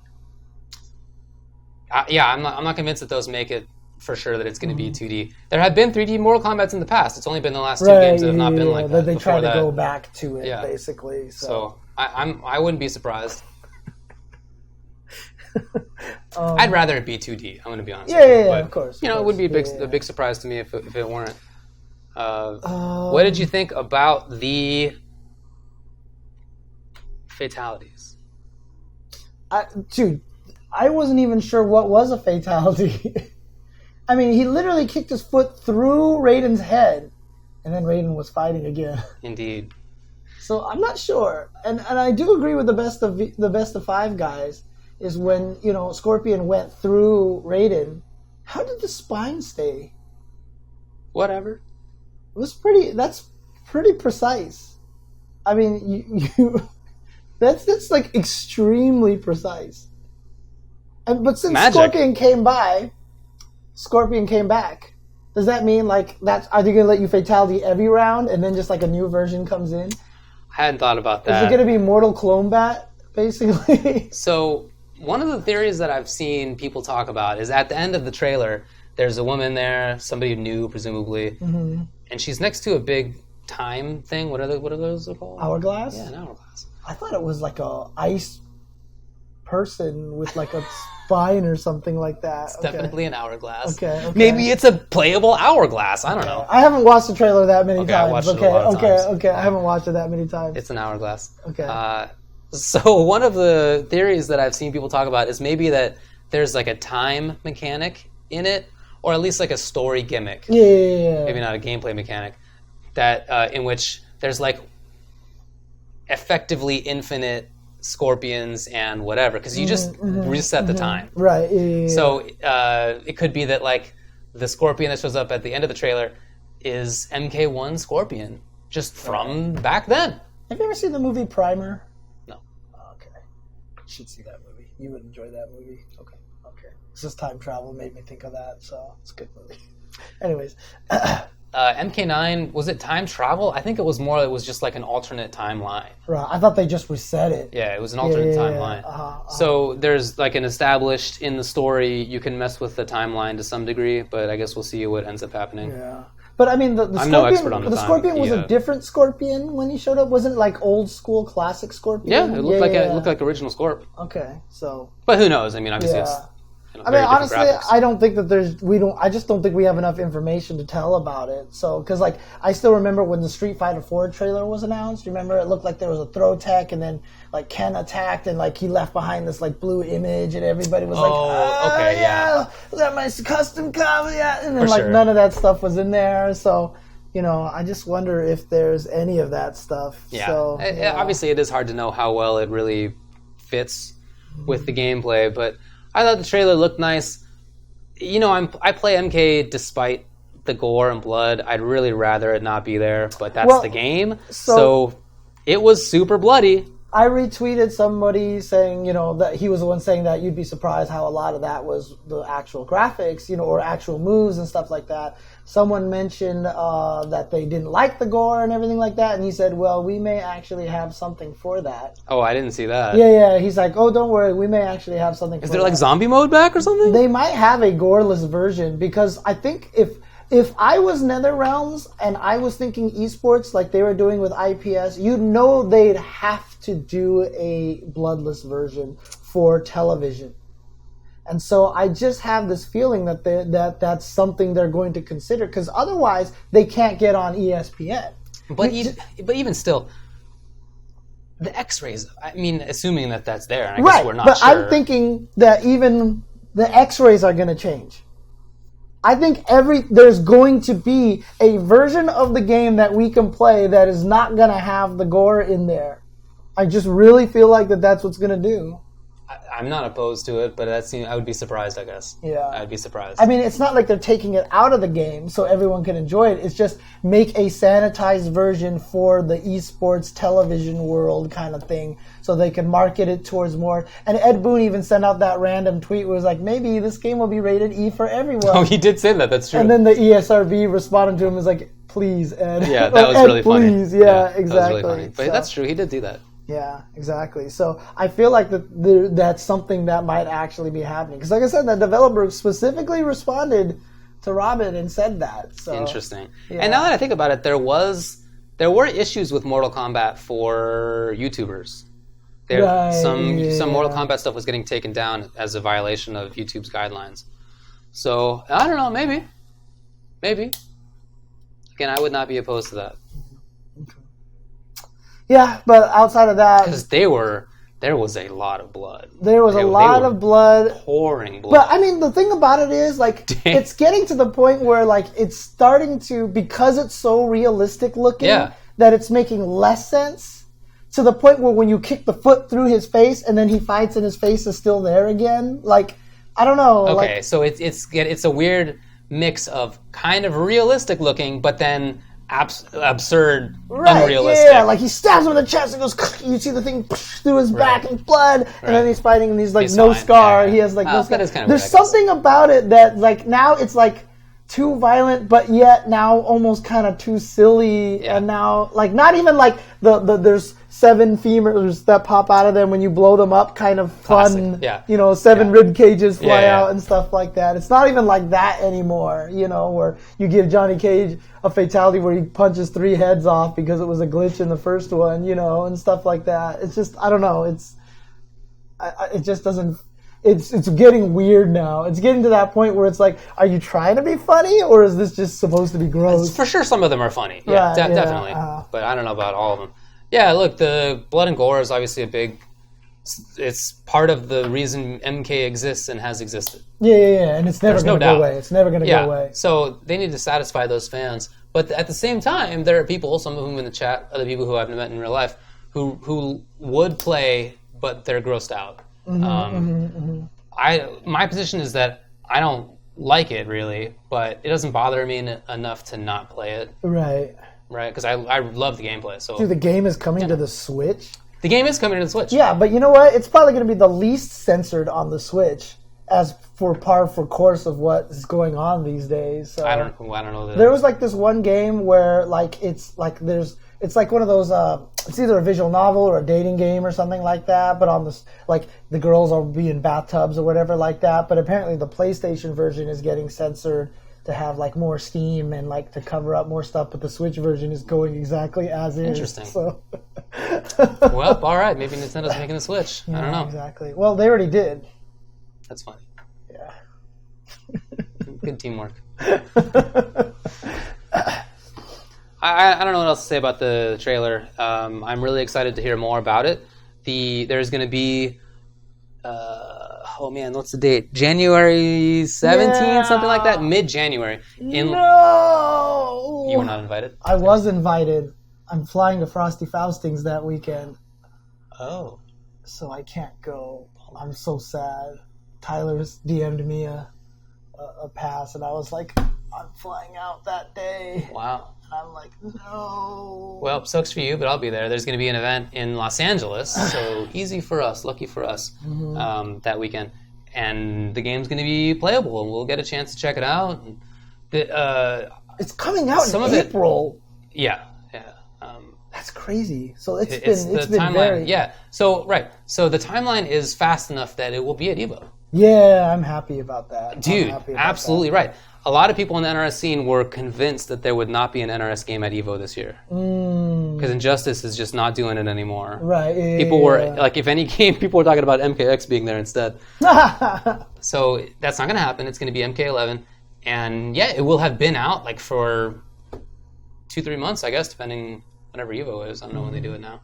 So it's good. It's good. I think that's great. It's super great for the community. There's going to be combat casts, so they will again have weekly streams where they talk about the characters and the game and all that stuff. I really enjoy that content. I think that's super cool. I'll tell you right now, the thing that I'm looking forward to most of MK11 is that they've been doing such a good job with like one-player content, teaching people things, and just like doing, putting stuff in the game for esportsy kind of purposes. Like I wouldn't be surprised if this was the one that came out and then every string was like, use this string for this mix-up purpose. This string is a frame trap, blah, blah, blah. Like if they actually describe, because honestly, that's the next level of what we need in fighting games. Because like Soul Calibur, I love the way they lay out the move list. Very categorically, horizontal, vertical, blah, blah, blah. But if only they just said in between second and third hit is a hole that's big enough to frame trap people. You can delay this. Because they talk about some of that in the lessons. Sure. But they could have just had that because like every move feels like there's a purpose in Soul Calibur, right? And if they actually just wrote that down, you know what I mean? Like this move is a high crush and a sidestep at the same time. Use it for blah, blah, blah, stuff like that. That would be awesome. I feel like fighting games need to get to that level on their move list, and I just feel like NetherRealms is going to be the company that gets us there first. Well, in Injustice 2, in the last big patch or whatever, at some point in the game, they put in a really nice explanation mode. They really exactly. did. It's nice stuff. That's why I'm excited about that. So cool. That's a good point. I really hope that happens. That's what I'm looking forward to most, is how they start in integrating the community and making it so that it's easier for people to play and stuff like that. That's what I'm looking forward to. And I think NetherRealm, like I said, is on the forefront of that. That would be really cool. That would be really, really cool. Yeah. There are other rumors about the games. We addressed that last week, and none of them have been confirmed as far as I know. So, right. There are rumors that Johnny won't be back, that Melina and Sonya and Kano and Ferritor won't be back. I feel like I'm missing somebody else. Baraka, I don't know. Who cares? There are also rumors that Fujin will be back. Some people are excited about that. But yeah, we just don't know. There's also a rumor that it will be supported for 4 years, but as James said last time, that doesn't necessarily mean that Injustice 2 won't come out after 2 years. So just without knowing more, hard really to say. But I'm really excited to find out more about it next month. I'm super stoked to be going to that event that they have in Los Angeles. Yeah, I'm really sad I can't go to that. Because like I said, I'm going to be flying out cause it's not a Thursday. Is it on Thursday? Okay, I didn't actually look at it. Wow. But I'm flying out literally that day. Wow, so okay. I'm sad about that. Okay. Yeah. Okay. Well. Shao Kahn is definitely playable. Yeah. That was in the trailer. Yeah. I will say one thing though. I like the Mortal Kombat 2 throwback logo, because the way they write Mortal Kombat 11. They write it, the 11 in the middle, just like how 2 was. Did they? I didn't even notice. Yeah. Oh, very cool. So they put the 1-1 in there instead of I. Oh, so, sick. All right, that's awesome. A little bit of a throwback. So, didn't realize. The event is the whole day, Paco Stevens, in case you didn't know. Mm-hmm. And plus, another thing is, we rarely get to choose when we fly out to these things. It's really just about finding the cheapest flight you could possibly find, kind of thing. So. Hey, Paolo, do you want to leak anything onto the chat? Come on, we're just between friends. I know, right? No big deal, nobody paying attention. Just hanging out. Why not leak something? Why not leak something? Okay. Anything else you want to say about the MK11?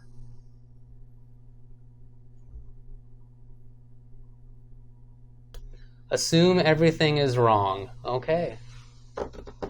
All right, cool. 3D game confirmed. So in other words, so he works at he's the lead combat designer. Okay, so in other words, he's sitting there laughing at all the theories. Right now, I'm sure he is. So, yeah. Okay. Yeah. Smash Ultimate is out. Oh, another video game. Yes. I don't have a Smash shirt. I'm sorry, everybody. All I have is a Mortal Kombat shirt. Well, I think under that you have a Donkey Kong shirt, right? Nicely done. Nicely done. All right. Anyway, let's talk about Smash Ultimate, because I just don't know what else to say about MK. Although I want to keep talking about it. I just want to effusively blab about it. Because I'm super stoked. But I don't know what else to say at this point. You know me, I'm always one of those guys who just doesn't deal with rumors and speculation, that kind of thing. So I apologize. It's all good. But, man, Smash Brothers. Oh, boy. All right, Smash Ultimate came out. It came out on Friday, but it came out on Thursday for me, because I live in the best time zone of Pacific, and it was playable at 9:10 p.m. where I live. It unlocked. So you just got the digital one then, basically. Yeah. Okay. Yeah, the old mom and pop didn't get it early. Happens sometimes, so I figured, Nintendo, right? So Nintendo's probably I got Smash 4 early. They had it early. Oh, did they? Oh, okay. Look, all I've done is played Olaf in that game for about 15 hours, right? What do you think about Scorpion being in Smash? Dude, I would not be surprised at this point in time. I 100% believe that it's going to happen.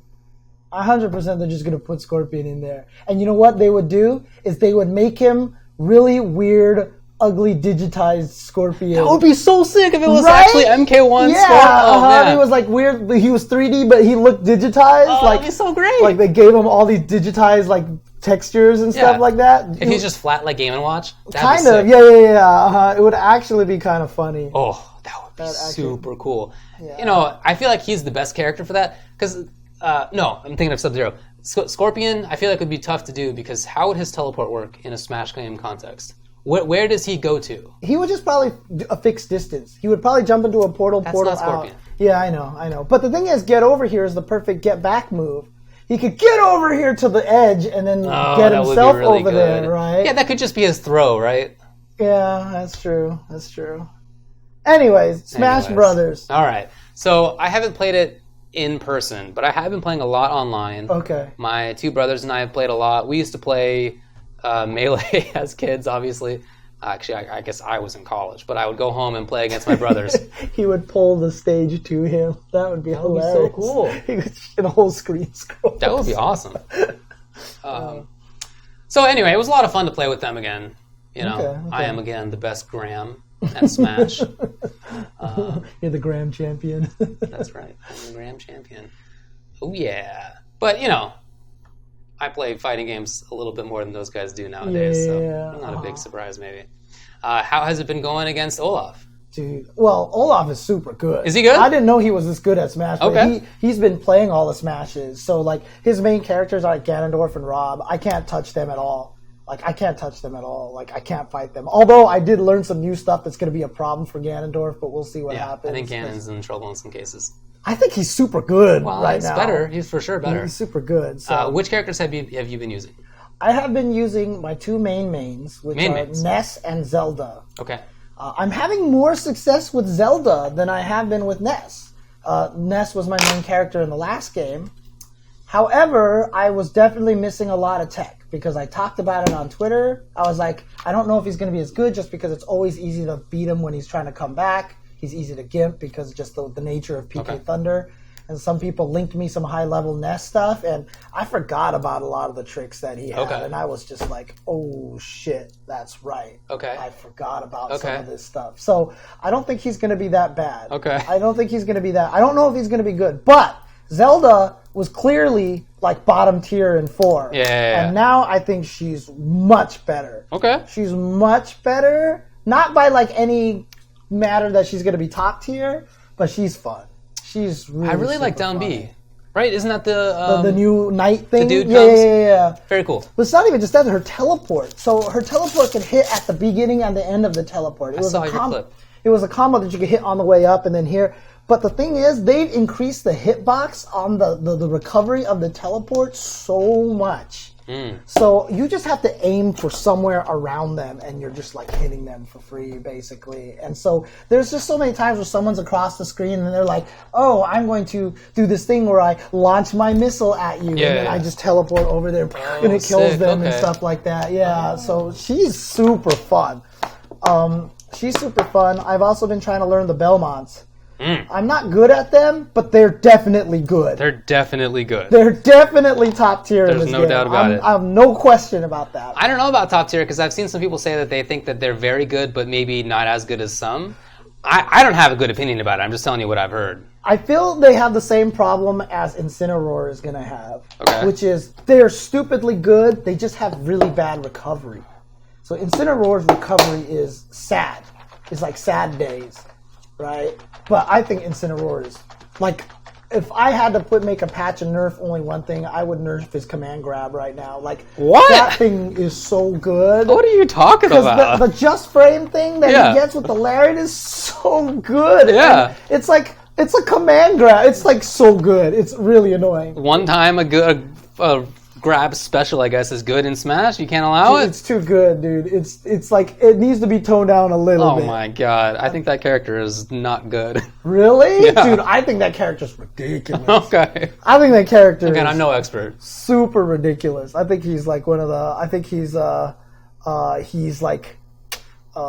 least, he's not going to be top tier because his recovery is so bad. But I think he's definitely high tier. It's bad recovery on that grab. You can blow him up. Oh, yeah, for sure. And it's his only option at many spots, so I don't know. I mean, again, I am no expert in this, but I also think that, so I was going to play a big dude. obviously, right? And I was looking through which ones to play. In the previous game, I played Ganon for that. And I thought it was between him and Incineroar in this version.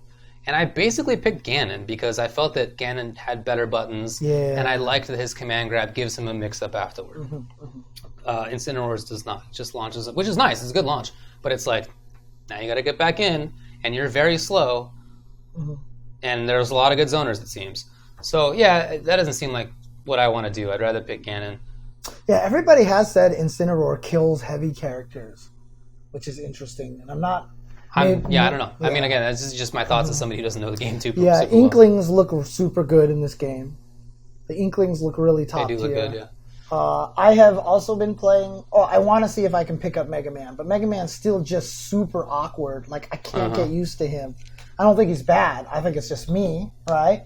And then I'm also playing Pac-Man, but I think Pac-Man sucks. You think he sucks still? I think he sucks, yeah. I think he's still really I know you like playing him in 4. Yeah, I think he's really bad. That's too bad. He has the same problem. They just didn't give him any kill moves. Like, he just doesn't have any kill moves, and the Fire Hydrant still just doesn't feel very good. Okay. And I've looked at the day 1 tier lists of Leffen and Zero. Yeah. Both of them have Pac-Man, like, way the hell down there, and it just, like, makes me sad. So. All right.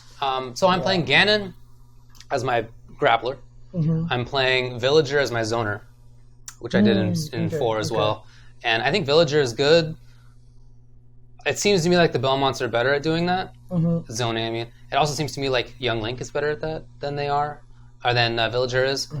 So there's probably some more effective choices if I were to be like legit about the game. Yeah. But I think that he's fun and good and the kind of annoying camper that I want to play. Right. He has a Fire Hydrant because of Pac-Land. Just had to throw that out. You got it. Okay. And then I'm also playing Little Mac, which I played in Smash 4 as well. He's fun, but he's not good. Again. He's not very good. Yeah. He's definitely better. All right. He's buff. His recovery is way better. So it's no longer the case that if he falls off, he's always dead, which was the case. He's just terrible at recovery. Now it's not good, but it's not terrible. He's also he still hits like a truck. He does. I mean, he's better than before. Like he's better at that stuff than before. So I feel like he's improved, but probably not enough. Have the same problems. Probably not enough. Yeah, for him to be like a really competitive character. His ground game is good. I mean, he's crazy at speed. His speed is super, super fast. His whiff punishing is crazy strong. It's just that he doesn't have... Characters want to play up here. Yeah. He can't. Like if you're on the platform above him, right. There's a lot of stages where he just can't hit the platform. It just doesn't have enough vertical range. And he can't jump up there because he's terrible at that. So you know what he should have? He should have a move where he punches himself and builds up his KO meter. So it's like 1% of damage, and he builds up his own KO meter. That would be pretty sick. If you run away, he'd be like, okay, pow, pow, now I just one-hit KO you, you know, kind of thing. That sounds cool to me. Because then you're forcing people to come to you, right? And his Dude, Rob is... The neutral B blow-up actually does have really good vertical range. So if you have that, you are a threat above you, but that's rare, obviously.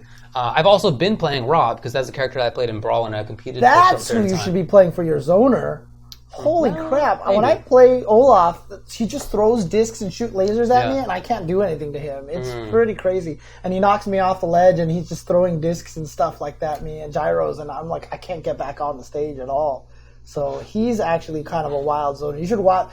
Just come over one of these days. Okay. Let's just all play Smash. Okay, that sounds cool. Yeah, I'm down. So, yeah. But, I mean, there's a lot of characters that I want to learn in this game. It's just that there's so many freaking characters. So many characters. 74 characters. But I'm having a blast. Even though I'm not good at it, I am having a super fun time. So you know how Smash Brothers is always the greatest thing with music, right? So if you actually go into the music section and look in the Street Fighter section, they have Ryu's music, they have Chun-Li, they have Zangief, they have the... Have you played Ryu Classic Mode yet? That thing is the most genius thing I've ever seen. It's very creative. So they changed it to hit points instead of smashing them off the stage. And the first person you fight is Ken, and it's Ken's background music. Next person you fight is Zero Suit Samus, and it's Chun-Li's music. And the next person you fight is Incineroar, and it's Zangief's music. And then you fight Donkey Kong, who happens to be colored green in the jungle, and it's Blanca music. And then they give you they give you a bonus stage. Yeah. And then you fight Little Mac in Balrog music boxer, color. yeah. And then you fight the Master Hand and the other hand with Ken in dramatic battle mode. Dude, you don't even understand. It's awesome. It was That's just great. like the most creative. I saw that and I was like, Nintendo wins for this. It is. It's awesome. Nintendo wins. There's so many cool things that the game has. I love... I mean, so just from the gameplay perspective, although I liked Smash 4, I didn't like the fact that it was rare to get early KOs. Yeah. Some characters definitely did. And some characters got KOs in like particular windows of percentages that was weird. This game, more characters kill earlier. Way Earlier, for sure. And the game's walk speed, move speed is faster. You can attack out of dashes in different ways. It's just it's a more free-flowing, faster game. At the same time, you still have credible zoners in a way that didn't really exist in Melee and did exist in 4. But they don't slow things down. It doesn't feel as slow because you're moving faster and you're killing faster. So the slowness of it, even as somebody who likes zoners, it's not the case that you feel as slow playing with or against a zoner as you did in the previous game. But I mean, I really love the mix. There was a clip of a Roy killing somebody when they were at like 9%.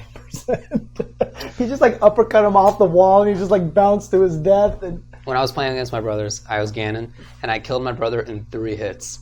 It was so sick, dude. Oh my god! So it was just basically like I did his side B grab. I thought he'd roll behind me, so I did the down smash, which goes forward then back, and then that knocked him off the stage. And he tried to get back, and I just spaced correctly and guessed where he was going to go, and I did the forward smash, and he died. That was it. It was like 3 simple things.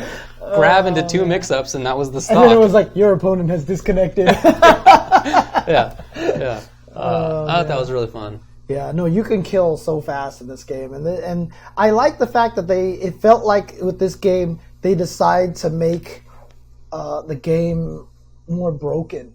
Yeah. You know what I mean? It feels like everybody's kind of dirty in this game. I think so. Every character that I have seen played well so far has seemed like they have dirty Bale stuff. was the only one that could kill at low percentage in the last game, and this one, she just doesn't do any damage. Yeah, she's like if she does the boom, boom, it's like 40%. Meanwhile, if I hit you with like PK Thunder, you're at 40%. You know what I mean? It's like, it's interesting. So, I talked with Toph. I asked him what people in the Melee side of things think about the game so far. Not asking like, do you think Melee is going to die because of this? For sure not. In fact, last weekend they did have a big Melee tournament. Like it's fine. Yeah. But he did say that a lot of people are interested in playing it as a secondary game in the way that they were not interested in Smash 4 because, again, it's faster. He said that So Leffen has been playing it a lot. Leffen seems like he's really interested in the game. Yeah, I mean, the one thing I will say, there's 2 negative things about this game. One, there's a lot of glitches, especially using the C-Stick.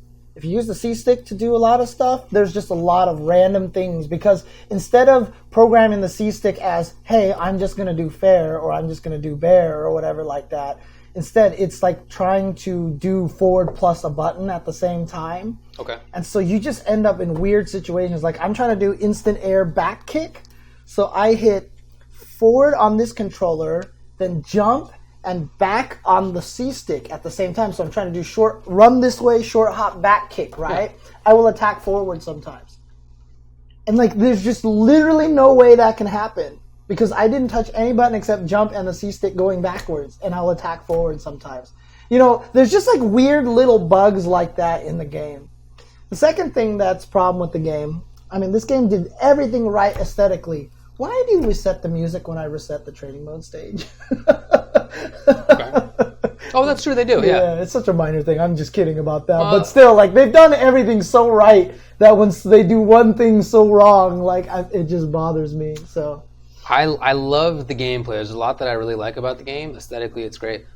I think there are some significant problems. Glitches are some of them. I also think there's weird things in the way that the menus work. Like you pick your stage before. If you were to pick your stage, I want to now know what the stage is if we're picking random, so that when I'm picking my character, I can like make that choice. Oh, interesting. Okay. The online play is maybe the worst. Yeah, I've heard bad things. I haven't tried it yet. Maybe the worst in modern times. It really feels to me like I'm playing Brawl, which I did play a lot online, and it was awful. And I feel it's really just the same. Like, it just feels exactly like the same experience. I I played Smash 4 online too, and it felt exactly the same. It just feels to me like it's exactly the same netcode. And that is a 10-year-old game? No, 13-year-old game? When was Brawl? It started to be developed, I think, in 05 or 06. Super long ago, and it feels the same. So that's really disappointing. But it's not just that the lag is bad. It's also that the options are worse. There's not like a dedicated For Glory mode anymore. Oh, yeah, that's right. Right, so you just sign in, and you're like, here are the rules that I'd like to play on. And they'll match someone with the closest. And so I'm constantly getting weird things. Sometimes it'll be my rule set, which is like no items, 3 stock, or whatever. Other people will be like, I want every item, it's 1 minute, and it's 1 stock. Go. 4 people. And that happens all the time. Like, I don't even get to pick if I want to play versus 1 or 4. Oh, dang. There's no items on or off. Can you do whatever lobbies stage in this game? So lobbies do exist. Yes, you can do that instead. But, I guess that's what you have to do. Yeah. Honestly. That sucks. Yeah. That's kind of sucky. Yeah. I mean, obviously the unlock thing is a problem too. I mean, it took forever to unlock, and there's definitely better ways to do it. I mean, you can do it faster than was intended. Yes. By the way, I do love the AI of the computer in this game. They make me laugh because they do some really amazing things. Yeah, they do. And it's actually pretty funny. Yeah. So the other thing that I will actually complain about, I haven't seen a lot of people talk about this, but this is actually something that really genuinely bothers me. I feel like the graphics for this game are almost a little too good because the stuff in the background, which clearly used to be much more plain than stuff in the foreground, was easier to tell apart. Wait, what? So, like, there are places, like, there was that one Donkey Kong Country stage with, like, the poles and the 2 platforms up there. And then there's that one little island on the side. Right. Sometimes I can't tell where I'm supposed to land on that island because the background is, like, kind of the same color and it blurs and blends in with each other. I was fighting Olaf Snake on one stage where shit is just happening all over the place and I can't see a damn bomb to save my life. Right? It's just, I feel like the graphics are like the color blurs too much. You know what I mean? I'm always a fan of the games that do it right. That the stuff that you interact with the characters are brighter than everything else. That could also be that my vision is getting bad, right? So that could just you're just not used to it. Or when Marvel 3 came out, we were all like caught off guard by a lot of the backgrounds. Right, yeah, exactly. Got used to it. Yeah. I don't know, but there is at least one stage that I played on that is like, it's one of those side scrollers. Yeah. Where there's actually no graphical difference between where you fall down and not. I don't know which one it's called, but there's just like I was playing and we were moving and I jumped onto something blue, but it turned out to, I guess, have been water maybe? I don't know. And then I died. There was just a lot of stuff like that in this stage. Or we were just walking forward and then there was like a green thing and then I fell on it and I died. I mean, I'm not the only one because there's definitely a lot of people in the chat saying that this is actually happening. So, like, some people are saying they played the OG Donkey Kong stage and could hardly tell what was the platform and stuff like that, There was one time I jumped on something. It was the OG Mario stage from 64 with the little bumper in the middle, right? And there's the part where there's a bridge comes out, and then there's this little rope platform that extends off of it, and you can't land on the rope platform. It clearly looks like a graphic that you can land on, and I jumped on it, and I just went right through it, and I was like, wait, what just happened? And I died. So I do think that the graphics, although to be fair, as soon as we went to all Battlefield, so we were just playing all the random stages at first while we were unlocking because we just wanted to see what the stages were. But since we switched to all Battlefield, it's been a little bit easier because the stages are all the same. So you always know where you can go and stuff like that. You know what I mean? So it's definitely been clear once you get away from having crazy stages where the background's flying everywhere and then this is happening and that's happening and all that stuff like that. So it's been a lot easier at that point. Yeah, I mean, in competition, I'm sure most of those stages that are unclear or have weird things or scroll or whatever, they're not going to be playable competitively. But it is a little funky. Yeah, but that's... anyway, so another issue is that in the Spirits mode, have you played that? I haven't played it yet. It's maybe like a cool idea, but it's complicated for... Yeah, it's like more complicated than you need it to be, I guess. The leveling up things seemed all weird. Like, you can release spirits and do all these things. Yeah, so you get, like, main spirits, and then you get, like, support spirits. and there's a wheel of options. Some spirits are grab, and then attack ones beat grab, but shield ones beat attack ones, and then grab ones beat shield ones. So you have to. So when you're playing against the opponent, like the next person you're running into, you have to pay attention to that. And then they're all different strengths, and you can feed them so that they get higher levels. It's just like a lot in there, right? And maybe that is cool for some people. I don't know. I mean, it'll be cool for a lot of people that want to play one player, right? Yeah. Maybe, but even in that case, I feel like it's just like complexity that doesn't add a lot. My best friend's gonna love that because he played Injustice for 100 hours and he never played an online I'm match. not opposed to having one player stuff. I think that's great. I'm just saying that I think that for the value you get out of it, it's like a little weird to have that much involved. But having said all of that stuff, this is such an awesome game. Like I am enjoying the hell out of this game. And at first I was having a lot of trouble getting my Smash bearings back and everything like that. But I think it's a little bit better. I think it's a little bit better now. I think I'm a little more used to it again, and I'm just remembering a lot of the things that you can do in the game. But dude, movement in I've altered my control scheme like so many different ways just to try to figure out how to play this game what do you got? in the right way. Dude, my control scheme is so effed up at this point in time. It's not even funny. So my C stick is tilt attacks instead of smash attacks. You can do that? Yeah. You can just change the C sticks to tilt attacks instead. Oh my god, I'm definitely doing that. Because it doesn't change the jump. It's the exact same thing in the jump. Wow. I had no idea, and I'm definitely doing that. Yeah, you could do that in the last one, too. Could you really? Yeah. Oh my god, all right. But you know the four buttons, the four main buttons on the Pro Controller, right? Yeah. So the rightmost one is A, the leftmost one is B, the top one is jump, and the furthest down one is grab. And then on the triggers, I have grab and shield, and on the other side, I have jump and shield. I see. Yeah. Because that way I can actually do some interesting jump stuff over here. So I can run forward on the controller, hit jump with my left finger and down at the same time, so I can do a jump down attack without ever losing any momentum.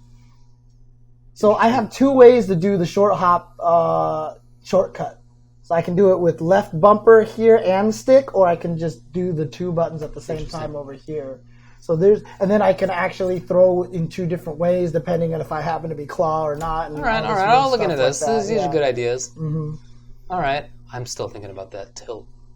I can't believe it. What's crazy though is like I'm so used to it. The C stick being smashed though. A lot of times when I try to smash people, I just tilt them and I'm like, oh, I forgot. You know, it takes a while to get used to. And before, when I played Melee, I just jumped all the time with up. I was an up jumper, right? And so I in 4 Smash Wii U, I turned that off and learned to jump with buttons. But I did that so little compared to jumping with up that when Olaf and I first started playing, I SD'd so many times because I would come off the edge, I would hit up, and I'm like, what happened? And then I would just die. It took me a long time, but I'm used to it again now that I'm not hitting up to jump all the time. It's only happened every once in a while, so... Yeah, no, my controller is definitely crazy. I think those are cool, though. And I can't short hop worth a damn, dude. But I was told that it's harder in this version than any other version except Melee. That every character had different windows for it. Some of them had like 5 and 4 in the previous games. But in this game, they've all been unified to 3. It's 3 frames? It's 3 frames for the short hop now. So it's really hard to do. It's only easier. It's only not harder than Melee because some characters had 2 frames in Melee, though some characters had longer. I feel like it's easier on the GameCube controller. That's what Olaf said. He does it on the GameCube controller. Yeah, That's what I've just Olaf been playing said. on the Joy-Con, but dang. yeah. Okay. But yeah, I recall it being easier on Melee. Mm-hmm. So if it's not actually easier by frames. Mm-hmm. Probably just because of the controller, I guess. It's weird. I'm surprised. I mean, I'm guessing that's why Nintendo added the short hop shortcut, right? Where you just hit jump and the button at the same time. And you always do the short attack. My life became so much easier. Yeah, but it's weird because 1, I like that. I'm surprised, but 2, I'm still surprised that they would hide the regular short hop behind a 3-frame window in a party game, right? And then 3, that actually kind of ruins things because in Smash 4, in Smash Wii U, I had the combo with Ness where I would down throw, jump A, down fast fall, jump A again. And you can't do that anymore because you needed the full jump A, not the short hop jump A. But you did it by hitting both buttons at the same time in the last one. Now that it short hops, I can't do that combo anymore. But you can just do jump A, double jump A. Oh. But you still lose some damage off of it. Like the other way I felt was better. So, but yeah. Yeah, like a Joy-Con controller is not ideal for sure. I'm just not sure that I want to spend the money to get like a dedicated Melee controller. Whether that's going to be Pro Controller or GameCube controller. I mean, that's why I got a Pro Controller, because I'll use it for a whole bunch of... I will use it for everything else. You know what I mean? I don't think I would. I'm fine with that. So. I really like being able to have my hands separated when I'm playing. So. Oh, you enjoy that part. Yeah. No, that part's really, really cool, actually. So. Yeah. Yep. So some pros are complaining about the short hop shortcut messing with the full hops. Yeah. Oh, interesting. Yeah, okay. Yeah, but overall, I'm really enjoying it. I just feel like that this is such an awesome Smash game. 74 characters is ridiculous, but the variety is so cool. And again, just from the aspect of being a love letter to video games is so great. Did you know Heihachi is in the game? No. Yeah, he's in the game. Where? He's in Pac-Man Taunt. You know when he does this really? thing? Yeah. There's a little 8-bit Heihachi that is there really? Oh, up. wow. Yeah, there's even an 8-bit Katamari that shows up. Oh, I did see that picture. Yeah. Dude, it's actually pretty funny. That's cool. And yeah, I don't feel like any characters... So I feel like there's definitely characters that are super good, but I don't think that they're better than the other, like, 6 or 7 super good characters. And they're not that much better than, like, the 15 or 20 characters that are right under there. So far, it doesn't feel like anyone's broken in the game. I feel like they did a really good job with the balance so far. There's definitely going to be some stuff that's going to get tweaked as it goes on. So I'm terrible, but it seems cool to me so far. Yeah. I'm having a lot of fun. So, yeah, but man. All right, well, a lot of work. We got 20 minutes left, so. Okay, yeah, let's do some 5-5 matchups. Move on. Yeah, let's just do some 5-5 matchup here. Sure, there'll be plenty to talk about in the future. 5-5 matchup stuff. So the first thing I want to talk about is the Game Awards. The Game Awards! The Game Awards. By the way, we lost. That was the other Game Awards, the Gamers' Choice Awards. We were nominated to win Esports Caster Duo, and we lost. Did you tag the wrong Gamers' Choice on purpose? No, isn't that genius? Oh, yes, I did, of course. Yeah. Only one person got back to me about that. I was so sad. I thought that was so funny. Okay. In my tweet, I expressed, I was like, oh, unfortunately we didn't win, and I tagged @Gamers' Choice, which is an ancient account from 2009 that nobody's used in the last 9 years. And I thought that was so smart, but oh well. Just nobody wanted to click on it. No one wanted to click on it, so that's just so they didn't realize it was the wrong one. Oh well. Anyway, we lost. Some dudes named Monty and Doa won it. I don't know. Are they any? I mean, do people know who? No. But okay, so. Yeah, Sonic the actual Fox. Game Awards. Game Awards. Okay, let's not talk about SonicFox just yet. So, what did you think about all the game announcements? Sorry. So, obviously, the one that caught everybody by surprise, that was the craziest one that was related to us, besides MK11, which a lot of people predicted, was Joker from Persona 5 for Smash Brothers. I was just sitting there playing Soul Calibur. I was literally playing Soul Calibur because I didn't have Smash yet. So I'm playing it online, and then I saw this trailer for the Persona stuff, and I was like, oh, okay, it's going to be a new Persona thing. And then they're like, talking, and then they show the invite, and they're like, what? An invite to Smash Brothers? And I was like, wait a second.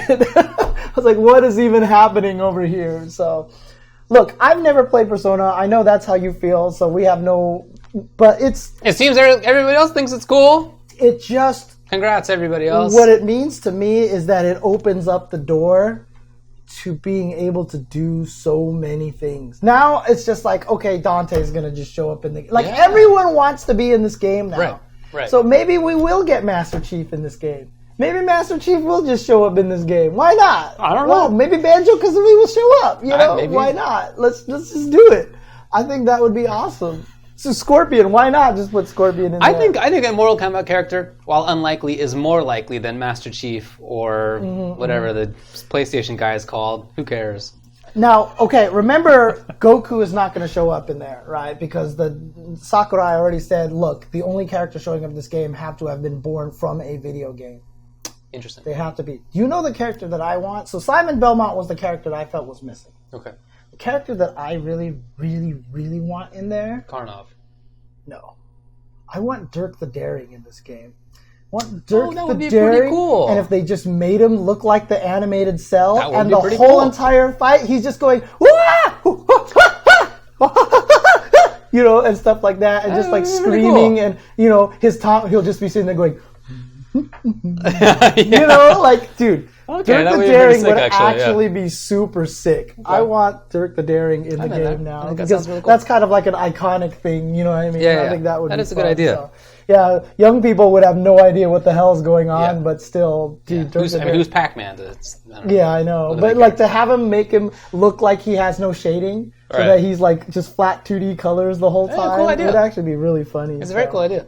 You want Ryu Hayabusa from Ninja Gaiden? That's a good one. Yeah, that is a good one. I actually. thought he was a trophy, and then I looked it up, and he's not. Oh. I thought for some reason I thought he was, but yeah, it would be cool. Because I actually want a Dirk the Daring in Wreck-It Ralph. Because the arcade game is in the arcade, Sure, Dragon's sure, Lair. right. So he should have just showed up as 2D animation, That would be cool. right? Yeah. And I was sad he wasn't in there. So Yeah. Pitfall Harry would be super cool, but what the hell would you do with him? Yeah. He like sways. Right? Yeah. Do, do, do, do, do, do, do, do, do, That's it. Then you get hit. Do, do, do, do, do, do, do, do, do, do. It gets all minor key. Oh man. Anyway. Were there any other games that you thought looked cool or whatever? I don't mean to downplay the Persona thing. I just am not. Yeah. I don't know it, so like I don't know what to say. But Dude, I think it's cool. Congrats to everybody. Actually, Lara Croft would be a good inclusion into the game. That is a good one. That actually would actually be makes a a lot good of sense. inclusion into that game. So Would you want old Lara Croft or would you want the new? I'd want the newer Lara Croft in there. Yeah, I don't need missile tits Lara Croft. In I think there. it'd be hilarious. I'd rather have the old one. I mean, part of me What would. about in the new one? What if she's Yeah. the new one and she's all of her attacks are like her just dying? impaled onto a branch and Impaled, stuff. yeah. Oh man, that'd be funny. Oh man. Anyway, were there any other games that you cared about? I mean, to be honest with you, I didn't feel like there was anything that was shockingly surprising to me. Like, I was watching it, and most of the time I was like, I don't know if these people know how to do a proper game announcement, because, like, I feel like for this kind of an event, you need to have something big. I thought there was. Well, I don't know. Yeah, but Mortal there was Kombat was pretty big. Well, Mortal Kombat was, like, the biggest one, right? That's what I felt. Yeah, so, I don't know. I just didn't feel like there was anything really crazy. Oh, Marvel Ultimate Alliance was a interesting that one, seems cool. because that was a Switch exclusive. That was the part that threw me for a loop yeah. right there. So Yeah, I think that looks pretty cool. There was also, oh man, what was the like cool? You're walking through a forest Crystal game that Castles Bear. looks beautiful. Oh yeah, that actually looked pretty good. That looked cool. But yeah, I don't know. Oh, Outer Worlds. Yeah, I can see people being interested in that. That makes a lot of sense. Oh, Crash Team Racing was coming back. That's right. Yeah. I think Yeah, that's pretty Combo Fiend was there. Yeah. Yeah. Anyway, while Let's talk about. while we have 16 minutes left, so SonicFox won the award for best esports player. First of all, are fighting games esports? Sure. Anyway, when he went up there, he gave a very cute speech. I think that's the best way I could put it. He was like nervous in a way that he's usually not. He's always kind of like the way he kind of moves, and there's always like some nervous energy in him. That's just how he is. Now, but it was definitely more than usual, which is very cute. Did they tell the people not to swear? Because he obviously didn't abide by that. I don't know. Because he said he was nervous as shit. That was very funny. Yeah, that was hilarious. And I was like, oops. So anyway, he took off the fursuit once he got up there because I guess he was After a while. After a little while. Yeah. And he gave a speech, and it was nice and it was cute.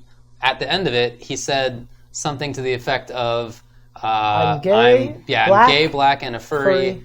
Everything a Republican hates. Yeah. But the best esports player of the world, I guess. That's SonicFox, and that's if he hadn't been cut off at the end of the IPS finals, he would have said the same thing. That's what he was planning to say. I've had a lot of people come at me because I had some very pointed tweets about it. Right? Okay. I literally said, if you don't think he deserves to win Esports Player of the Year, you can suck my nuts, assholes. Right? So I just brought that back.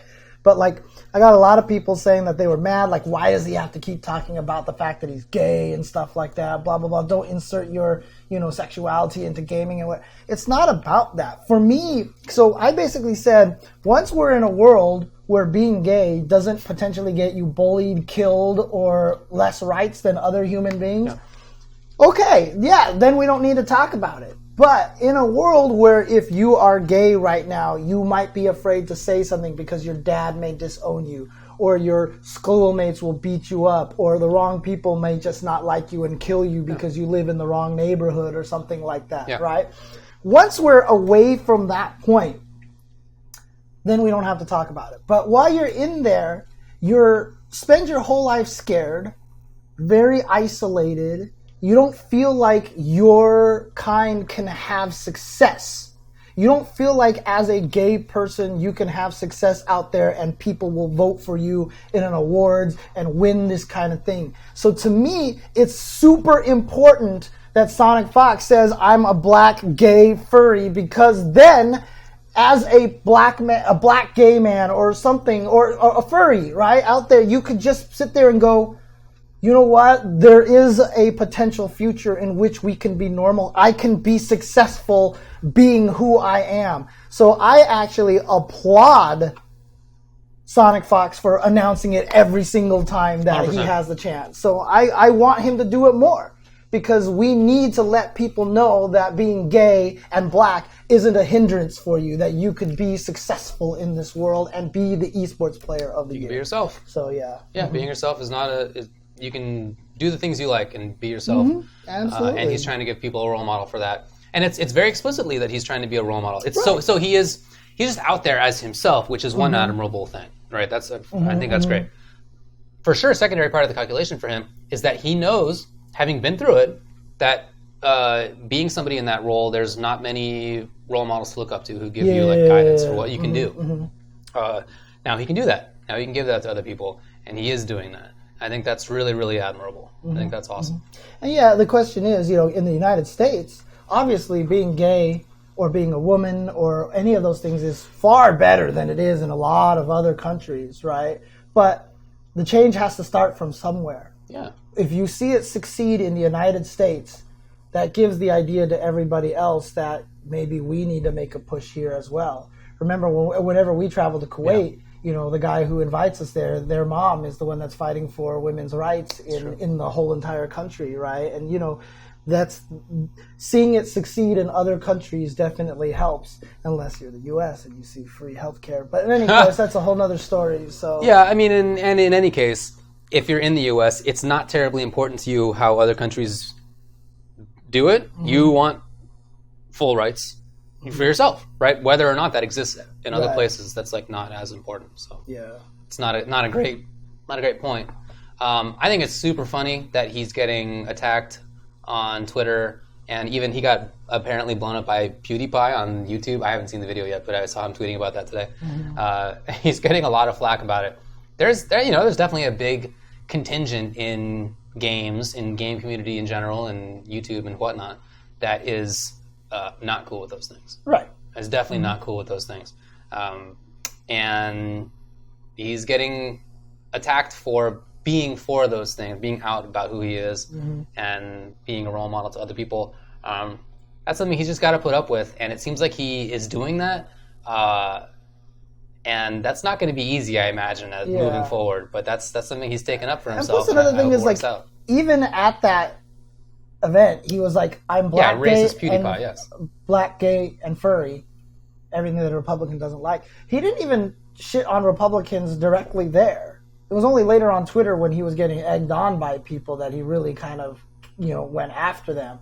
But, like, I don't even, like, why would you, like, I can't even see what, like, getting offended by that. I guess maybe it's just because you're lumping everybody into one category kind of thing. I mean, right? That's for sure. Yeah. And there's a lot of people who, there are certainly people who consider themselves conservative or Republican who at least publicly avow that they're cool with those things. But it's very tough to be part of that political movement and hold that position because you're in the same political movement with people who are very strongly opposed to those things. So even if you yourself feel, I'm fiscally conservative, what's wrong with gay people? Well, you got to realize that you're in a political party that is actively working against at least one thing that you say you're cool with. So other people, it's hard to take that seriously from outside. And then obviously a CS:GO player, Simple, came out and said that he didn't feel like he deserved it. He was also nominated, and so maybe it was a little bit of salt and everything like that. And again, I came out, and that was the whole point of my tweet, was I don't play League, I don't play Overwatch, I don't play Rocket League, I don't play Dota, I don't play any of these games. I would never make an assumption on the skill level on what it takes to play those games, on the strategy or whatever like that. But, what Simple said was kind of degrading to fighting games. We just didn't know. Right. And I'm okay with saying I feel like I should have won because of this and this and this, as opposed to this person doesn't deserve to win. Because let's face it, an award can only go to one person. It sucks. They all deserve to win. Every single one of those guys deserve to win. At least I think so. I mean, people were tweeting me and were like, hey, you know what? This person was undefeated in this game for the entire year. It's unprecedented. I'm like, you're right. You just didn't vote that way. Like, I'm not saying he doesn't deserve to win it. He probably does deserve to win it, but that's not how the vote went. SonicFox won. I'm not interested in saying who deserves it or not. Yeah, but that's how everybody goes to it, right? And that's what bothers me. Yeah, so. I mean, but whatever. I also don't really care that Simple said that he didn't take fighting games seriously. I don't care. Maybe I was annoyed about that, but I don't know. Maybe I'm just like an older person now and more comfortable, and I just don't. It doesn't matter to me, positively or negatively. I don't mean that as like a blow up against him. It doesn't matter to me. I feel comfortable, and I think the fighting games are legit. That's all that really matters to me. Right. He did, however, say on Twitter that he respects fighting games now. There was a video that Ryan Hart put up of that where he asked Simple about it, and he apparently chatted with Simple about it. And Simple put out a video, or Ryan put out a video of Simple where Simple was like, "Hey, fighting games are cool." Oh, okay, cool. That's good. I mean, I think that's nice. Like I said, it doesn't matter to me very much either way. Okay. I think that's not an important issue, but that's cool that he thinks fighting games are cool now. That's fine. Happy to have more people. Okay. Whatever, basically. So, anything else to say about that? As SonicFox goes busting up PewDiePie and Ian Michael Chong and stuff like that. I don't even know who that is. I don't worry about it. It's not important. Look, I'm just happy for SonicFox, and as I said in my tweet, I'm trying to promote inclusiveness in the fighting game community. Absolutely. And having a black, gay, furry person represent our fighting game can't get better than that. It's awesome. Right. And honestly, we still have a lot of work to do, but for the time being, I, for one, welcome our black, gay, furry overlord, is what I said on Twitter. So, yeah. Yeah, for sure. It is. All right. Do you think that could have happened in other esports? Think SonicFox can happen in other esports? No. I thought that it could, but it really doesn't seem like it. No, I don't think so. And I hope that someday it will, and I hope that SonicFox himself can help make that more of a possibility. And again, it doesn't even matter. A lot of people are like, when did furry, furry is the offensive part or whatever. It's just like... I don't care about it. It's just... Whatever. Look, I'm not opposed to it. He gave $10,000 to his best friend for his dad's stage 3 cancer. Who cares what he does? He's a good person. It just doesn't matter. It just doesn't matter. It just doesn't matter. But if you're somebody who's into it, now you have a role model. I think that's good. Yeah. Cool with me. Okay. Who needs sleep? Oh, yeah. Right. You're never going to get it. With 6 minutes left. Hey, Capcom Cup starts at 10 a.m. on Saturday. And you have to be there by 8 as a player. There's a 2-hour previous check-in. Now, some folks are not happy about that. I get it. There's a lot riding on Capcom Cup weekend in a way that I think very few people have good empathy for. I don't think that I do, really. The most that's ridden for me on one day is maybe like the day I took the LSAT, or the 3 days in a row that I took the bar exam, because it's a 3-day long test. But I could have done those things again, you know what I mean? And I wasn't, although I had the chance to get a new career out of it, it wasn't like that weekend I win $100,000 or I win $250. Right, yeah. Not many people have experienced that. So I get that you're trying to give yourself all of the advantages that you can. You want to be well rested. I also feel bad for people who are coming internationally. Yeah. Because it's hard. Jet lag's hard. And I've dealt with it, and even in some situations where I felt like I planned for it well. That time we went to Red Bull Kumite, and I felt like I had like changed my sleep schedule. I felt like I did the things, and then I just couldn't stay awake. Yeah. It was so like literally in the middle of Red Bull Kumite, I had a commentary break, and I went to sleep. Yeah. Sometimes it just comes up. So if you're coming from abroad, then I have a lot of sympathy for that as well. However, people who are local, I don't as much. I think it kind of sucks that the check-in is 2 hours in advance. I don't get why. The scheduling otherwise, as Chris Seglia said on Twitter, there's just constrictions that they're working within, and this is the best that they could come up with. What are you going to do about that? I don't know why the 8 a.m. check-in, but whatever. It's either 8 or 9, I guess, probably best case scenario. So if you know in advance that that's what the time is, you have to start setting your sleep schedule back. That's what you do, right? I mean, there's no other way around it. So I sympathize, but I think ultimately that's something that the players have to get over themselves. Yeah, and again, a lot of people are saying, well, I have to wake up for this time for work. It's just not the same thing. But it's not the same thing, but... Like an everyday work day is just not the same as a weekend where you win $100,000. But then, here's the thing, right? Like, you can talk about that, but then, as a person who watches tennis, there's no mercy on someone who, at Wimbledon, had a 70-70 tiebreaker at the end, and then they just have to play the next day. You know what I mean? It's like these people are playing for even more money. For sure. And they don't have a choice. Like, what about the East Coast basketball players who are playing on an East Coast finals, Eastern Conference finals on Sunday? Has to be in the morning because everyone wants to watch it in the morning. So they got to wake up super early for that. Right. They're playing for bigger stakes, right? For sure. If you're in a competitive environment and stuff like this, you just go with it. So if you want to make the apt comparison, then you make the comparison with those kind of athletes who do have to wake up early, or, hey, I have to play a night tennis match and then I have to play like 2 days later, on barely 1 day of rest, after running around for 3 hours in the blazing hot Australian sun. Kind of things like that. So. I mean, like I had a buddy who had a court case. He's a lawyer that was super, super important for his career. His client could win millions of dollars, and he would get a big percentage of that. It was like super important, which he ended up getting. But in order to make that happen, he didn't sleep. Like, you know what I mean? Like this was a super important thing for him. It happened at 8 a.m. That's when the hearing started, and he had to prepare. Yeah, that sucks, right? But if you know that that's going to happen, then what you do is you start setting your sleep schedule back. Get prepared for it. You have time in advance where you can do that. So, bummer, for example, that Chris Tsarian, as he was talking about the stuff last night, stayed up until 4 a.m. doing it. I mean, really, like that's... His last tweets were from like 4 a.m. That you have to get back into it. Seriously. So, I mean, I have sympathy, but... At some point, you're hurting yourself by not preparing once you know what the issue is. Right. And I hope that he goes to sleep earlier tonight and starts setting his sleep schedule back. Yeah. Yeah. Okay.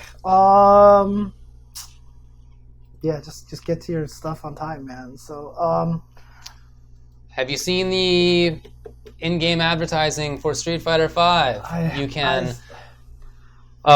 You get played, I guess, a little like slideshow ad beforehand, a little ad slide, I guess.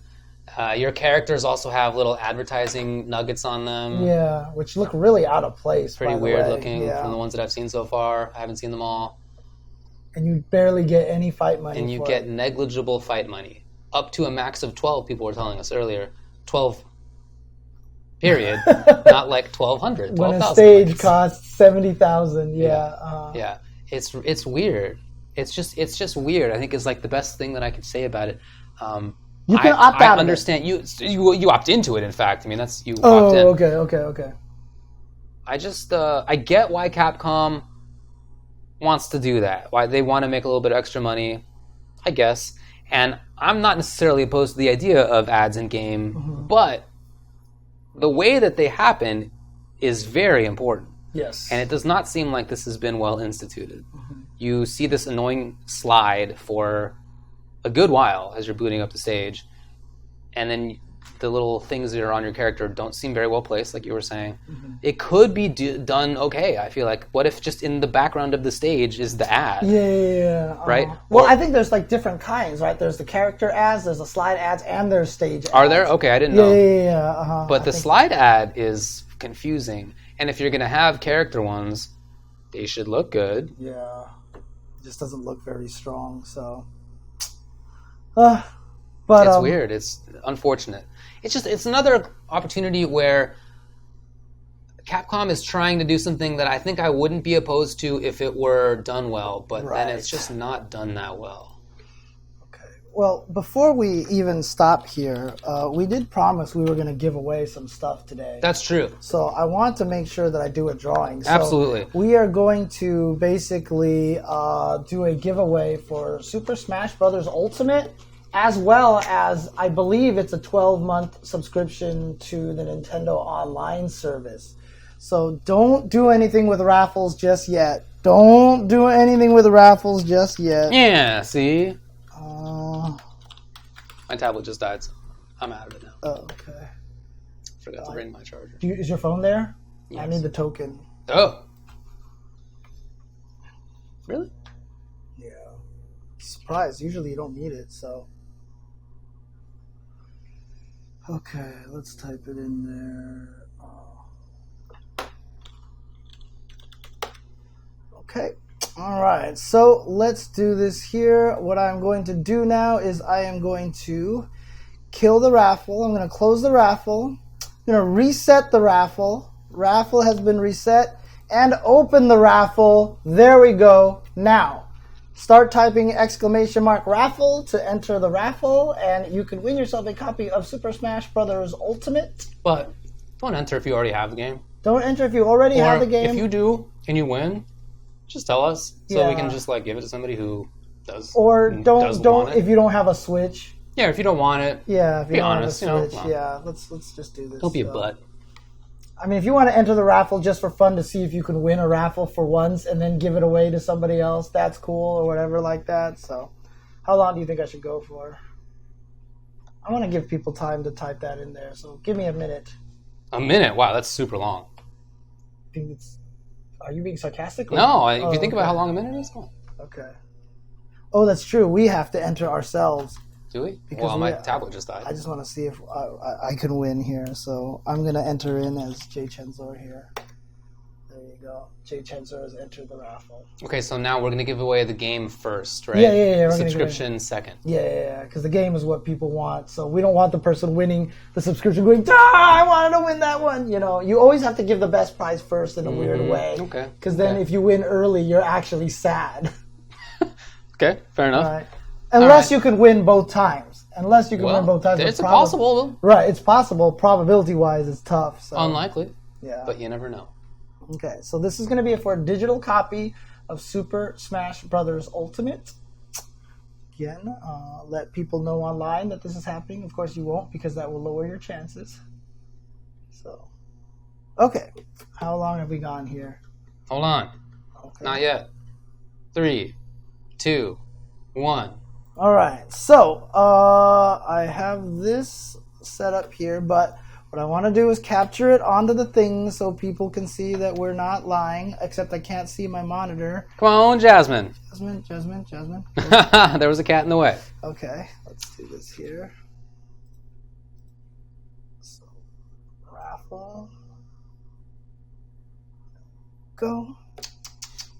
Raffle is now on the screen over here, like so. Okay, so we got the raffle. Do you want me to do a drum roll sound effect or just do the drawing right now?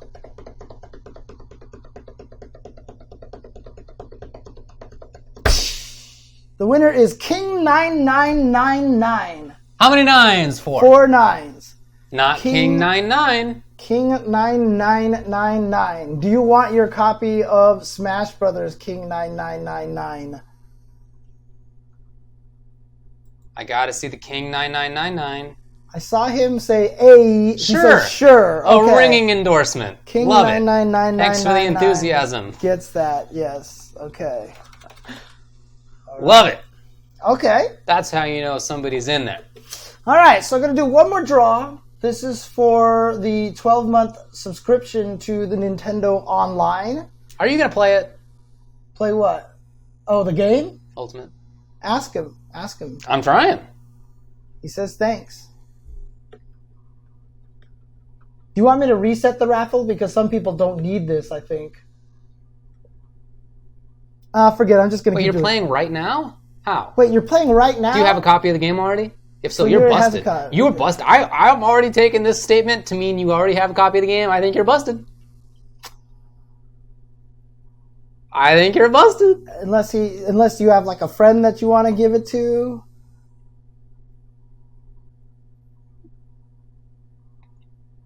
What is happening here? What is happening here? I can give it to a friend. I don't know, James. I don't know. Okay, look, you're the lawyer. I'll let you decide.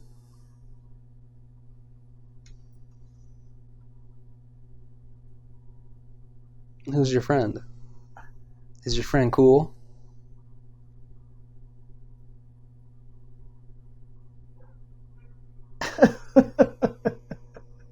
Is your friend cool? Be honest. All right, I guess we'll give it. That's a yes. All right. All right. All right. All right. Okay. So we're just going to do a new draw for the 12-month subscription. By the way, is it geographically limited? Do you know? That's a great question. Can anybody download a code or whatever? I think so, yeah. Okay. Okay, if so, then that's cool. All right. Anyway, congrats, King9999. This is his friend. And here we go. I mean, if you're going to give it to your friend, you know, assuming... Oh, never mind. Okay, anyways. All right, ready for this next drawing here? So this is all the same people who had already raffled, Yeah, right? yeah. Now, does anybody want to press raffle who didn't because you don't need the game, but now you'd like the thing? The online code? Right.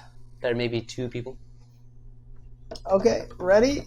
1, 2, 3. Numaki. Wow, Numaki. Cool. Actually, we know Numaki. Oh, sick. Yeah, I know it. So, Numaki. Dang, yeah. Do you Raffling right there. Do you want this?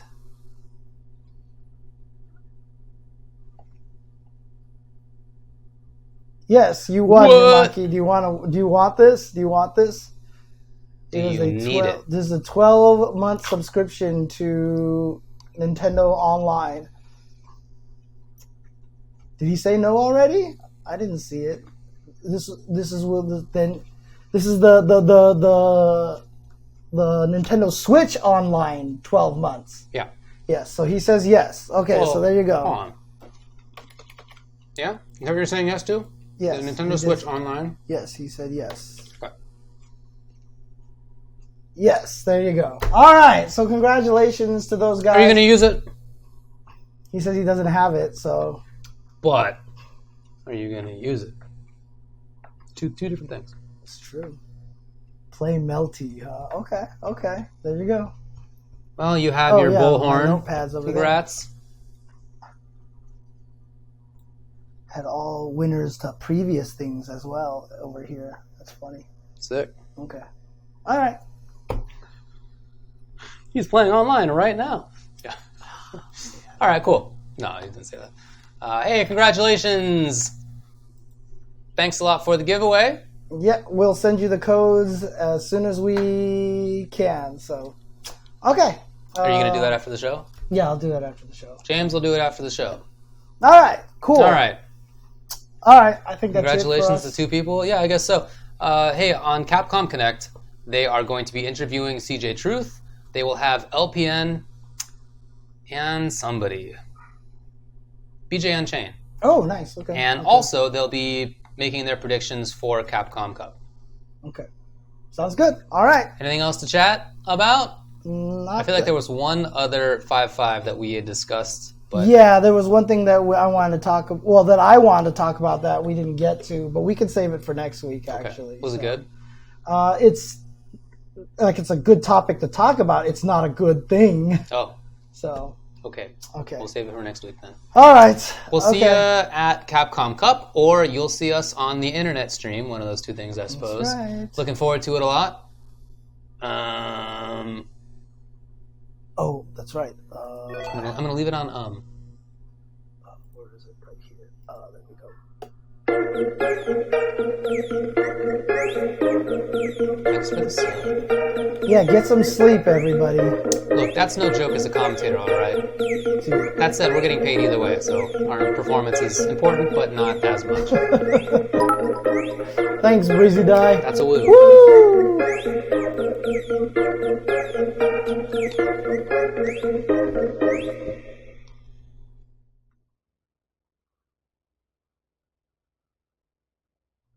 Woo!